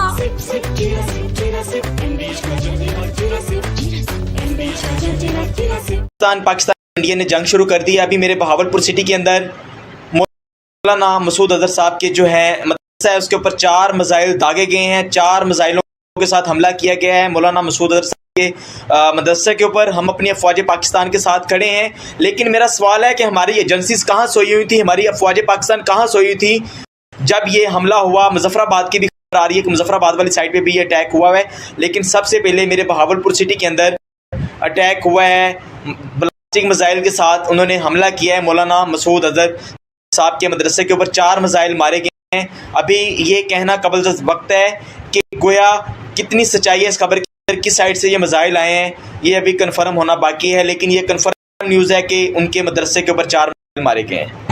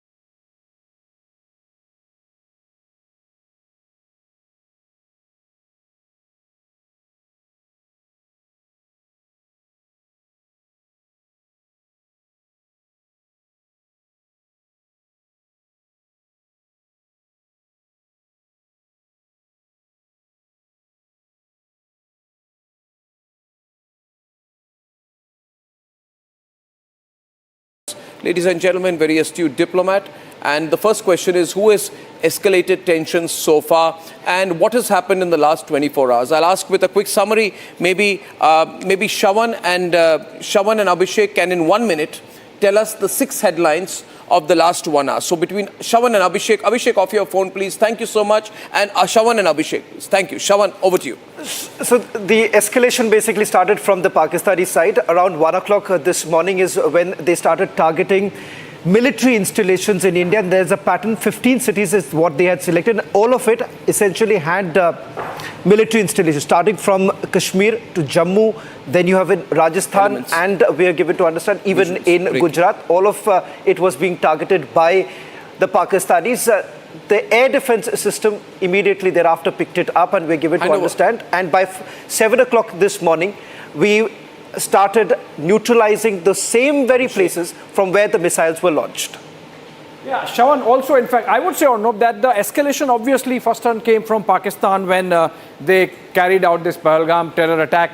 Then, of course, the escalation came last night when they have launched this massive strike. And look at the broad sweep along which they have, the axis along which the Pakistanis have launched this attack. Of course, successfully repulsed by the Indian Air Force from Jammu and Kashmir, where they have targeted Srinagar and Avantipura, to Bhuj and Nalia in Kutch. That's almost about 2,000 kilometers of distance. And 15 cities targeted. Indian Air Force, of course, repulsing all of them. In fact, escalating in a manner that the Pakistanis have really paid and have a bloody nose with their air defense systems taken down in at least 5 or 6 locations. 7 locations, actually. So escalation came from Pakistani side. India responded with further escalation, essentially inflicting costs, and that's going to be the metrics from here on. You escalate, there would be double that going forward. I would still say, why do we still say after this, and the question goes to General Bakshi, why do we still say that our response is measured and calibrated? What are we trying to convey by saying it's measured and calibrated? Are we deliberately using understatement? What are we trying to convey? General Bakshi. You know, Arnab, what we are trying to convey is speak softly but carry a big stick. Yeah. You know, the simple fact is, Arnab, that in the first escalation was by Pakistan at Pahalgam. Yeah. We retaliated by Operation Sindoor 1, right? We hit 9 terror camps, 5 POK, 4 in Punjab, right? Pakistan has retaliated to that. You know, this is exactly what we were discussing in our little war game yesterday. Yeah. What will Pakistan do? The matrix of response options, the leading options was hit with missiles and rockets. Hit with missiles and rockets are military targets, right? He has hit 15 targets, starting from Kashmir down to almost Bhuj. It's a serious escalation, Arnab. The only thing is, just because we were able to shoot it down doesn't mitigate the gravity of Pakistan's ill intent. He has escalated to military targets, so we have hit back at the radars of Lahore, which are military targets. Why have we not hit? Why have we not drones, hit? We have knocked if out they were hitting our military targets, General Bakshi, why have we also not hit their military targets? Why have we only targeted their radars? No, radar is a very serious military target, Arnab. And before a major air offensive, the first step that you do is take out military radars. You open radar gaps so that your planes and your fighters can go in. You destroy the radar. You know, you blind him so that you can take step 2, step 3. It is very, very graduated but calculated escalation on our part. Radars are military targets. All that I am suggesting is that now that the military Rubicon has been crossed by Pakistan, not by us. Yeah. You know, it is a question of just response. Balanced response. Just coming to right after. It is a proportionate response. Yeah. So what we are saying is, but you know, we are saying is, we will take you up the escalation ladder to the level that you want. Yeah. And it is to our interests if we do that. Because The terrorists, Arnab, are expendable to Pakistan, expendable commodity. So by killing terrorists, we impose a very certain amount of caution. But if we go in now for military targets of the ISI, we send a loud and clear message that you better turn off the terror tap. Yeah. The head of the terror ecosystem is not the civilians, the terrorists. It is the Pakistani military and ISI. Yeah. The final orders came from General Asim Munir. Yeah.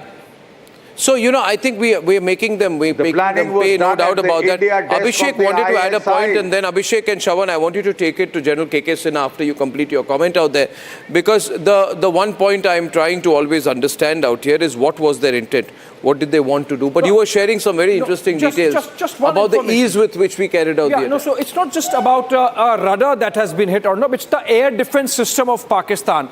And that has been immobilized in a manner that they had to physically move the location because its location was detected. Air defense shield, by its very nature, should be not seen by the enemy, but our drones were spy drones, and they went in.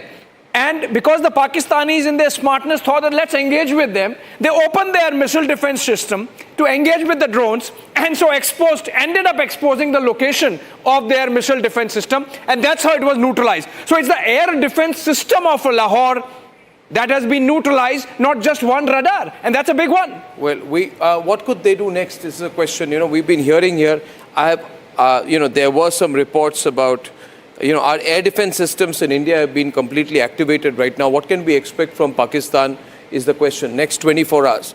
Because they know their air defenses are weak. Either they stop now or they escalate now. We're in that very critical moment of Operation Sindoor 2, where it can go either way. What do you expect from their side, and what should we do now in response? Should we go all out? Our air defense system, I have been just told, is very much on. Our air defense systems have been activated along the entire Jammu area. Is that for a specific reason, the Jammu area particularly? I'm getting some reports that are unconfirmed. When I have them confirmed, I'll put it out from our own sources. Yes. See, we have what we are doing it. We are carrying out a review of the situation in a military parlance, we say, and then we take actions. We are doing the military review of the situation. The review of the situation is that it has been told that 22nd of April, then we have gone on 7th. After that, they have come back to you, and this time a military targets. 7. I've got a report coming in from Gursimran where they are told that there are some visuals of explosions around Jammu airport. If I get the visual, I will put it out. Let's put Gursimran out, because we appear to be getting some breaking news inputs from Gursimran. I will not go only by the visuals there. I will have 2 levels of authentication before I put out the report.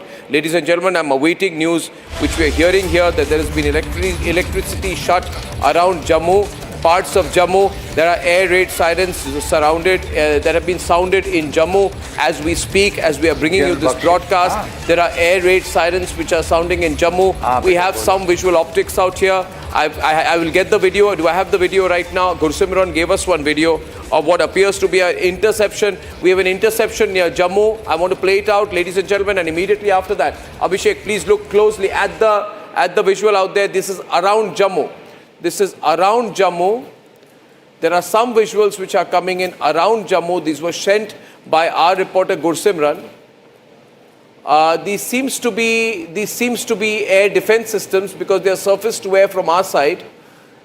Can you, by looking at this, we are playing the video. Can I get the audio up and let's get Gursimran in fast, please, ladies and gentlemen. Gursimran in fast. Gursimran, you are there with us. Gursimran, can you hear me? Can you tell me, Gursimran, what is happening in Jammu? What is your location? What is happening? Gursimran. Now, what we are picking up from the sources in the Jammu and Kashmir police that there has been some explosions that have been heard near the Jammu airport, and soon after that the air defense system has been activated. That is, we can confirm for now that the air defense all of this system seems like a Pakistani attack. An alert was sounded by the authorities, and See, it cannot be said primarily, but yes, air defense system has been activated for now. That is what we can confirm. And also, if the air defense system has been activated, if the air defense system has been activated around Jammu, that means this could be an attempt by the Pakistanis to target the Jammu airport area. I'm hearing we have intercepted some missiles. We've been told there have been missile interceptions. General, there are missile interceptions in Jammu as we speak. Your first response to this? The visuals seem quite clear. Let's get out the 5 window and get to the visuals, please. General Dayal, please. Thank you. Visuals. Jammu, Amritsar and Firozpur have... More windows, not 5 windows. Thank you. Jammu, Amritsar and Firozpur has always... Visuals full frame. Including Pathankot. Yeah. And Pakistan has always targeted... These are latest visuals from Jammu Airport, near Jammu Airport. This looks please like... mark it to the video. Please, producers and desk, do that immediately. I think what are we looking at here, sir? These are latest visuals from Jammu. Air raid sirens have been sounded. Air raid sirens have been sounded. We have the audio there, and Shawan will be joining us with fresh breaking news inputs on the story to tell you exactly what's happening in Jammu. Okay, Shawan, you have details. Shawan. Just not Jammu. I just got a confirmation from the council of Jammu. They say that multiple locations. Multiple locations. Swarm of drones. That's the exact line that we have been told. Swarm of drones have been launched by the Pakistanis. The air defense system is on right now. Not to create any panic, but it seems that they have been able to control certain areas. All the phone lines are perhaps right now. All the agencies then this is a call for war by the Pakistanis. They have, what we are telling here, sources telling us, a swarm of drones is... put Shawan on air. Put the small windows. Come on, Aditi. A swarm of drones have been fired by the Pakistanis at multiple locations. We have got the visuals from Jammu, but there are many other locations as well. This is breaking news, ladies and gentlemen. There are multiple drone droppings, multiple drone attacks by the Pakistani army near Jammu. This is getting very serious indeed. The places where, he'll come with swarm drones. This is open escalation now. There's no looking back. General KK. See the trajectory. It is going from our side in Pakistan. See the trajectory. This is important. And people have that we are firing inside the Pakistan. I do not know what they have done in Jammu airfield, but this trajectory is very clear. It is going from India this to is Pakistan. our defense system. This is L-70 oblique Pichora firing onto the aerial target. These are the ground to air air defense system.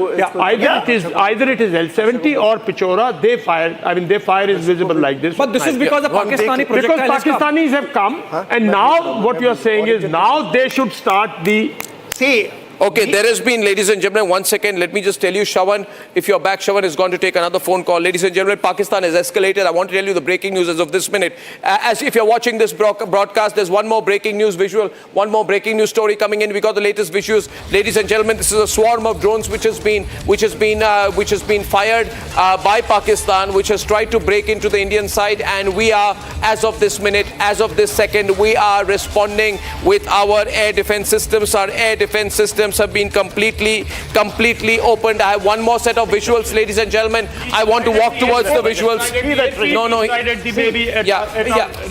Can someone help me with this? 1 second. Thank you very much. No, please remain seated. I have the visual with me. Viewers, I'll try and package the visuals. You're seeing it here. I'll show it on the big screen, viewers. Let me go up to the big screen and show you. These are the latest visuals that we have received on our breaking news inputs. These visuals came in first from Republic, and then Shawan told us that these are, if you can go closer, please. Can we bring camera 2 closer so I have the right frame? Thank you. Thank you. Closer, please. Zoom in. Zoom in, producers, so that the screen can be seen. Thank you very much. Some quick work by camera 2, please. Viewers, if you can see here, these visuals, and I'll slow-mo the visuals, are the latest visuals that are coming in of our response. These are our air defense systems, which are hitting back as India is getting attacked by a swarm of armed drones from Pakistan. Now, this is not testing out. There are air raid sirens all over Jammu. We must be clear. We must be strong. The country must be together. We have the country together right now, ladies and gentlemen. The Pakistanis are trying to target Jammu airport, and we have heard that around this there has also been a lot of artillery shelling. You see the visual. This is our response.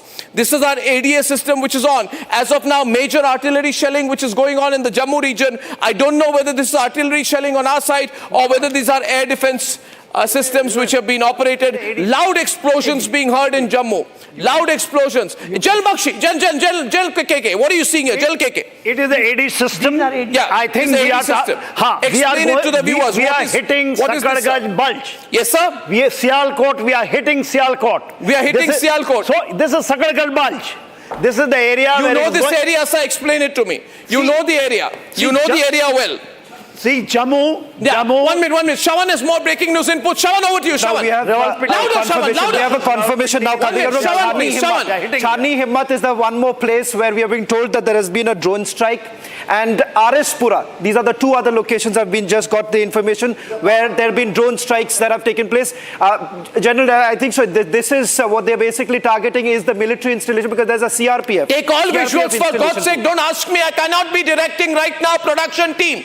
Put the visuals on air without asking me. This is a war situation, viewers. The production team must understand that. Take it full frame. Full frame. Different sets of visuals coming in right now. As of now, I'm breaking the news inputs as I'm getting them. You are seeing on your screen in this dark images, this is the night sky around Jammu. Pakistan has tried to target the Jammu airport. There is heavy shelling which has been on. And India, latest input coming in, India is intercepted. We are hitting back hard. Ladies and gentlemen, a Pakistani F-16 that took off from Sargodha is down. A Pakistani F-16 that took off from 09 Squadron of the Pakistan Air Force is down. We have been hitting back. This is victory for us. Pakistani drones have been intercepted at 3 locations. The 3 locations include Jammu Airport and Arispura. What is the third location? Now what is the third location? Chani Himmat. Can he be on windows? Small windows, please. Thank you. So the visuals stay and the reporter is also on air. Thank you. Aditi. Yes. Sean. Chani Himmat is the third location that we have just got details of. This is also in Jammu region. I'm just getting another call, I'm just getting more details. Multiple locations, 3 locations right now. Gursimran is back live with us. Shawan. Gursimran, what's happening around you? What are you seeing? Gursimran. Reporting live this evening. We have the visuals. Gursimran. See, what we can confirm that there have been multiple intercepts. Multiple intercepts is what we are getting the confirmation that there have been multiple intercepts that have been done by the air defense system that has been deployed. There has been we have been able to actually get the information that there has been a movement from the area of Bahu Plaza and the Chani Himmat. These are the 2 areas where also there has been a threat that was intercepted, and it has now been intercepted now. Okay, this is what you're seeing here. I can get a confirmation. This General Bishambar Dayal and General KK and General, this is our air defense firing, which is an activation. Major air defense firing, which is in activation. So this is a suspected drone, and we are firing and hitting it back. But now, what does this mean in military terms? This is open escalation. They should be ready for a serious hit back right now. Serious act of war. It is war. They've tried to hit a civilian target. They've tried to hit an airport. They've tried. Very important thing you brought out. Sargodha. Yes, Sargodha. Sargodha. It is just behind Lahore, and it is in front of Amritsar. Yeah. So we had F-16. Yeah. If that is true, if it's information, confirmation, I do not know. F-16, very serious. Sargodha was hit in 65, in 71, completely it was taken out. Sargodha, very important. What should our response be right now, sir? This cannot be, we cannot calibrate this anymore. Either we go and hit them right now, or we do nothing. I mean, how do we push this? See, this must be, we must hit them back, firstly with air power, secondly with our missile power. They are hitting our airports, we should hit theirs. So we should hit them, we should hit them hard. And thirdly... Sir, just sorry to be interjecting. Protection and safety measures are being taken. Our Akash air defense system and the S-400 both are active. S-400 is the Russian defense system and Akash is indigenous Atmanirbhar air defense system. Both are activated and operational now in this sector. Absolutely. Let's not confuse people. S-400 will come into action when we have strategic targets like F-16. Like F-16, like his missiles coming into us. presently Akash, Pichor, we have number of systems today in our air Akash is active, sir, I am told. Yes, Akash, L-70, it's airfield. Upgraded Akash system. Upgraded Akash, but it is an airfield. Tanuska is there. All our airfields. Yeah. Okay, Gursimran has some more information, ladies and gentlemen. Gursimran. This is the time for us Gursimran. On the move, Gursimran in Jammu region. The call is dropped right now. General Bakshi, I'm getting more inputs. I'm going to put it all together. We have the Akash system. We have the braking. Samarpal Tur also joining us right now. Samarpal Tur, it's open right now. We're told this is a big drone attack. How can we respond? What do we have? Samar. On date, we can open up with our artillery systems at the moment. We can bombard the hell out of their posts and also into their concentration areas where their militaries are there, where their tanks have been lined up. These are the basic targets which the artillery can actually take them out. We have the intel, we have the satellite imageries. Samar, I'm going to have to stop you right now because there's been explosions. 6 explosions reported in Jammu. Gursimran is on the move as the very latest details from all his contacts in the Jammu region. Gursimran, Jammu Bureau Chief. Gursimran. Honorable, 6 explosions have been heard before the interception. 6 explosions, that is what we are getting the confirmation from the authorities that were very close to the airport. See, airport was already on the high alert. There was a tabletop that was done 48 hours prior to this incident. That is what we are also getting the confirmation that the exercise, the grid was completely intact. There is no, at least for now, there has been no breaches. That is what we can confirm. But they also sent the F-16. They also set an F-16 from the Sargodha Air Base, which is now down. So, that means our air defense system is fully active, and we will not allow them to take off with F-16 or J-17. This is the ground situation of our air defense system. But now we need to have counteroffensive also, simultaneously. We cannot. There has to be a counter-offensive. There has to be a huge counter-offensive. Initiative has to be taken back. Yeah. So what I'm saying is... Huge escalation tonight, ladies and gentlemen, just making sure that we get the breaking news right. This is a massive escalation by Pakistan. A huge escalation by Pakistan. Attempt to now target civilian targets, which is the Jammu airport. And we have every right to respond extremely hard. We have to do it. You have depleted his air defense system in Lahore. Package the visuals. Which is like S-300 of Russia. You have depleted it. He doesn't have anything better than that. So if you have depleted that, then I'm saying Lahore is the ideal target, Sargodha is the ideal target, and from that side you come right up to Islamabad. It's going to be a long night. This is the time to strike. This is not the time to wait for him. This is war. I mean, we have to chase him back. We have to hit him hard. Okay, latest information. Deepak Vora is joining us on how he's looking at this overall in terms of the overall war dynamics. Latest information before I come to you. The whole Jammu Air Base in Satwari has been totally sealed. The drones are being engaged by the army as we speak. As Gursimran told us, how do you view this escalation and what we need to do right now in this war situation, sir? We're clearly in a war situation right now. Thank you very much, sir. It's an undeclared war. You have all the wonderful generals here who have enormous experience, and you yourself know much better than I do. I do believe that this is the time we would have already activated our embassies, our ambassadors all over the world. We would have called in people here saying this is an undeclared war. And Pakistan is totally responsible. We've been saying this again and again, and that we will, I know what we were going to say, so I've done this many times, that Pakistan bears the consequences for this escalation. The first time we did not hit any of their military or civilian targets. The second time they tried to hit our military and civilian targets, we retaliated. Now they are hitting everything. They're giving us everything they have. We will give them back, and we make this very clear. We'll give them back with everything that we have. We'll hit them with everything. Yeah.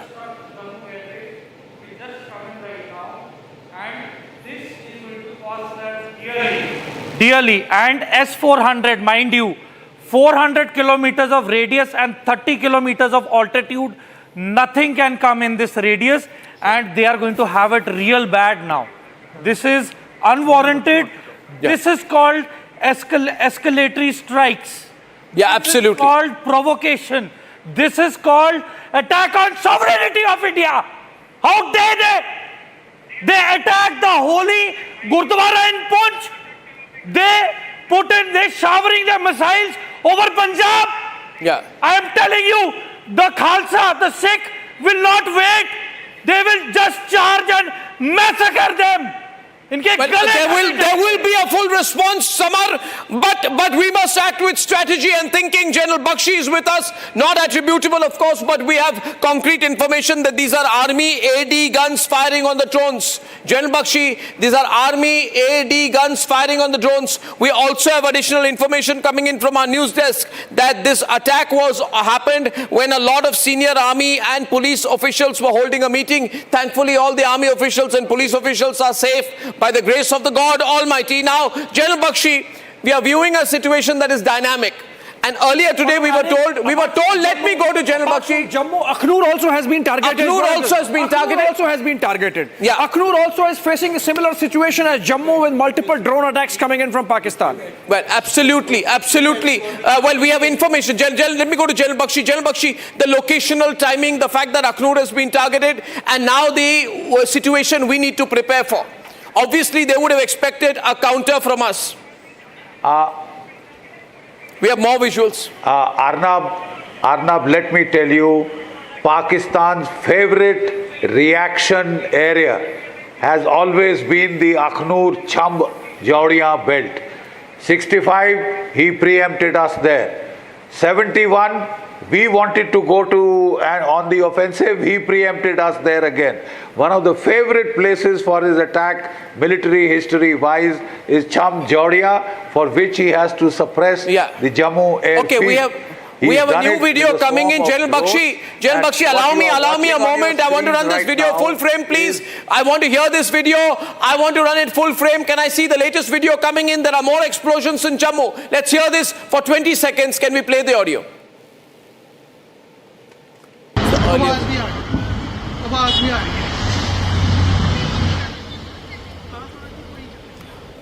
This is counter fire. This is our air defense shield activated. This is Akash system. Okay, what you're seeing here, and Abhishek will explain to you, what you're seeing here from left to right, you will see that there is a projectile. What is that? It's our air defense system which has been activated, which means anytime there is anything coming in from the Pakistani border or the LOC area, we catch it at 400 kilometers and usually we down it within Pakistani territory. Yes, so this is a smart munition, Arnab. This is part of our air defense shield. This is the indigenous Akash system, and there could be many more. In fact, the S-400, as you rightly mentioned, gets activated at a higher level. These are heat-seeking munitions. They sort of check the projectile coming, lock it and intercept it, and demolish it. Then and there, that's what is happening. Yes. Then and there, demolish it. Gursimran is with us. He's reaching the airport. We're going to stay live with him.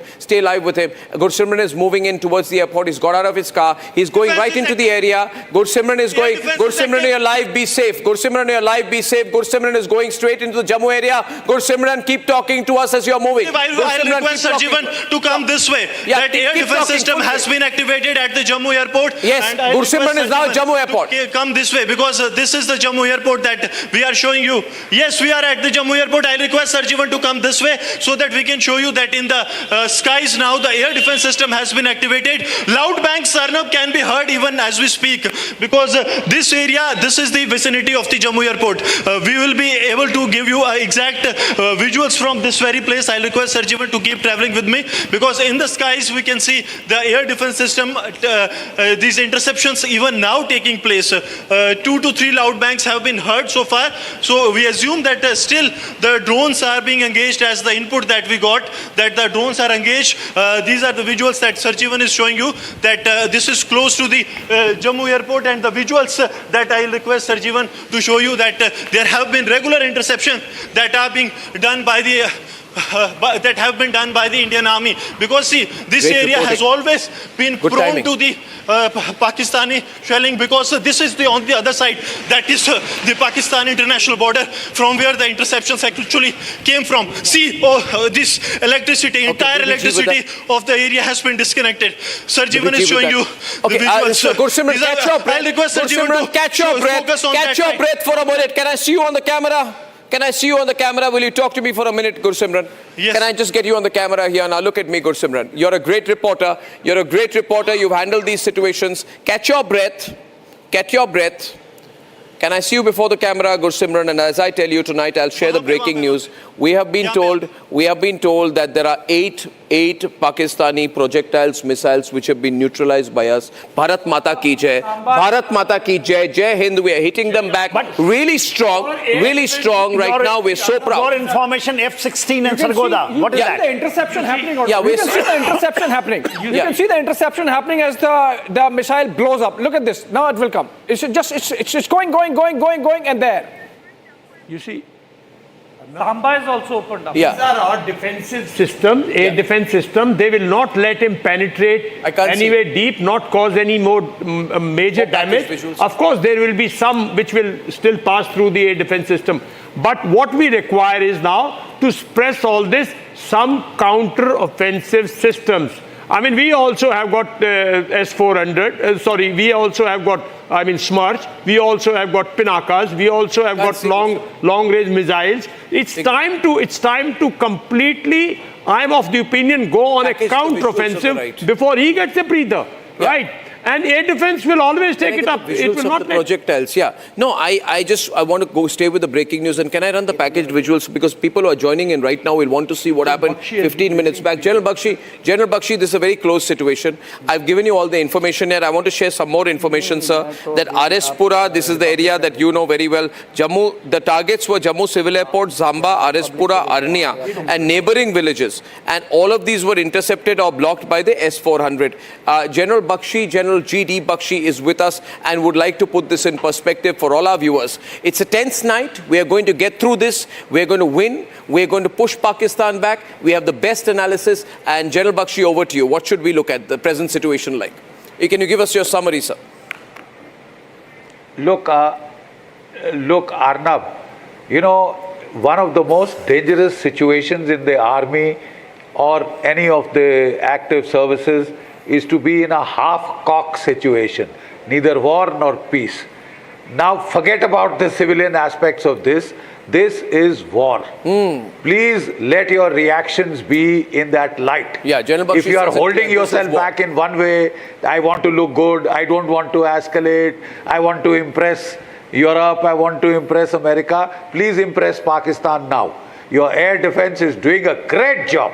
Yeah. Out of the 15 targets that he tried to hit, not one missile got through. Your interception rate of your S-400s, of your Akashes, MR SAMs was 100%.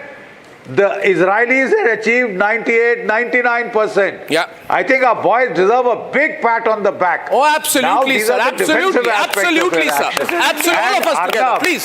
Absolutely, sir. We're doing a great job. We're going to do this more.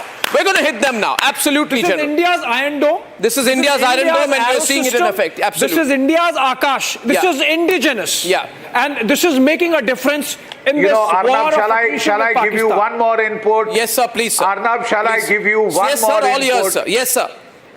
Look, Arnab, your air defense shield is 30 times better than Pakistan's. Yes, sir. If they want to attack and come and commit suicide, please let them come in. Let them do that. Let your air defense inflict heavy casualties. Yeah.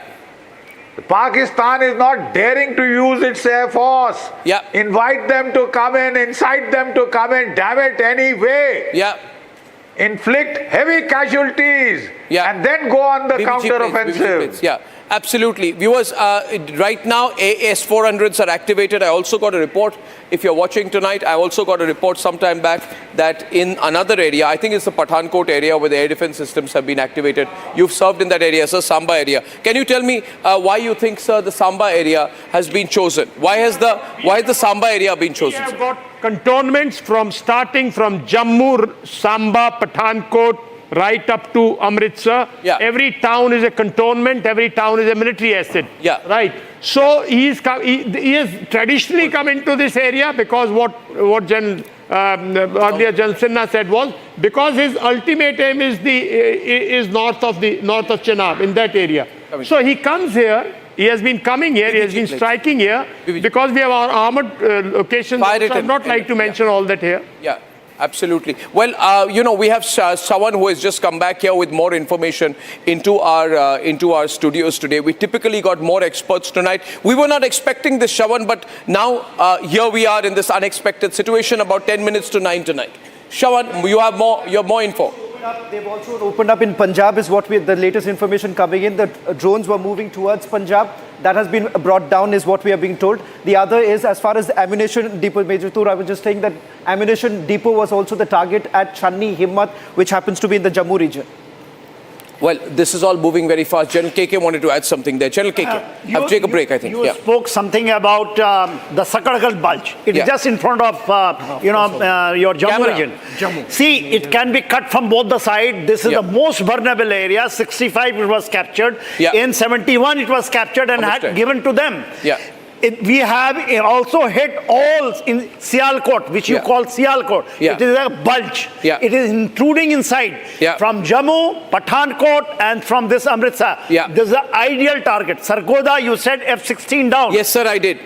S-400 has been, I think, before they must have taken off, S-400 can hit them on ground. If that news is correct, I think the great job done. Great job done. When takeoff, in takeoff also it can hit, movement it takes off. Before they even start in the engine, it can hit them. Okay, I want to take a very short break. Things are moving very fast tonight. I'm glad that we are all here in the studio. And I think we might have a little bit of a long night because we don't want to disappoint our viewers. So I want to make an announcement that we are going to go into full breaking news mode. There's going to be no repeat of this because this is a long night. This is the big night. This is the night when we expect to hit back. Now, I said we will hit back at our time, at our choice, at a time that works for us. But Pakistan has escalated this. They're going to get it back. And how? Back in just a few minutes.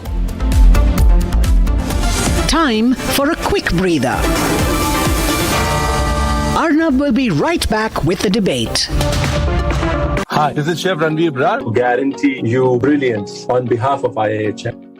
Mahi sir, how much do you love your fans? Honestly, I love my new fans. पुराने वाले बेकार में शोर करते हैं। Fans हैं, शोर तो करेंगे ही ना। नए वाले नहीं करते। And they listen to what I say. The new generation Orient BLDC fans, super silent performance with voice control. सिली में आए तो और Cricket fans. आधे बाउल दही में 4 चम्मच MDH चटनी पुदीना मसाला डाला, स्टर करो, पुदीना चटनी तैयार। MDH चटनी पुदीना मसाला। यार मार्केट कैसा ऊपर नीचे होता है? याद रख, करियर, इन्वेस्टमेंट और लाइफ में ऊपर नीचे होता रहता है यार। वो तो है। बस भाई डटे रहे, तभी तो अपने सपने पूरे कर सकता है। सही है। लाइफ और म्यूचुअल फंड्स में लॉन्ग टर्म सोचना सही है। सही है। हाँ। म्यूचुअल फंड निवेश बाजार जोखिमों के अधीन है। योजना से जुड़े सभी दस्तावेजों को ध्यान से पढ़ें। अब छोलिया हो या लोबिया, सफेद चने या काले चने, सब कुछ मजेदार बने।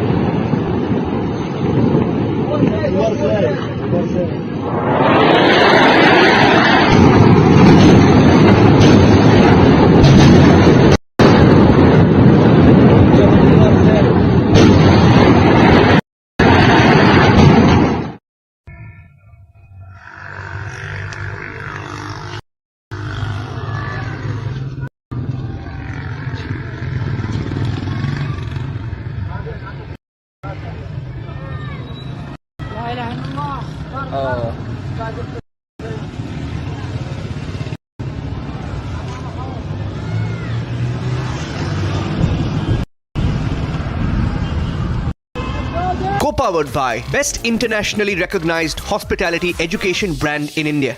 Hi, this is Chef Ranveer Brar and I'm here to tell you that also gives me the license to guarantee you brilliance on behalf of IIHM. Join International Institute of Hotel Management. दादी के हाथों का जादू और खुशबू से महकता घर, माँ की मुस्कुराहट और खाने की सुगंध। MDH गरम मसाला, क्योंकि हर रिश्ता है स्वाद से जुड़ा।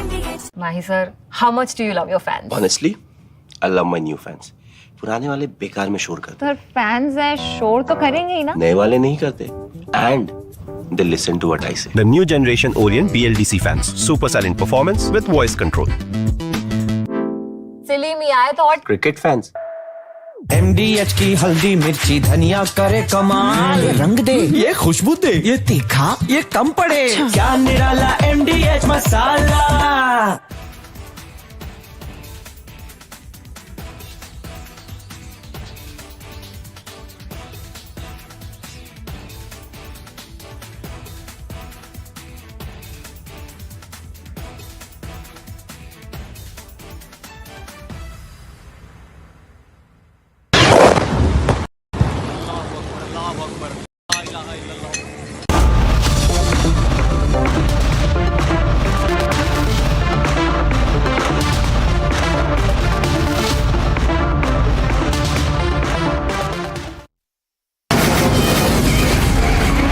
From the Republic Media Network headquarters, it's time for Arnab Goswami on The Debate.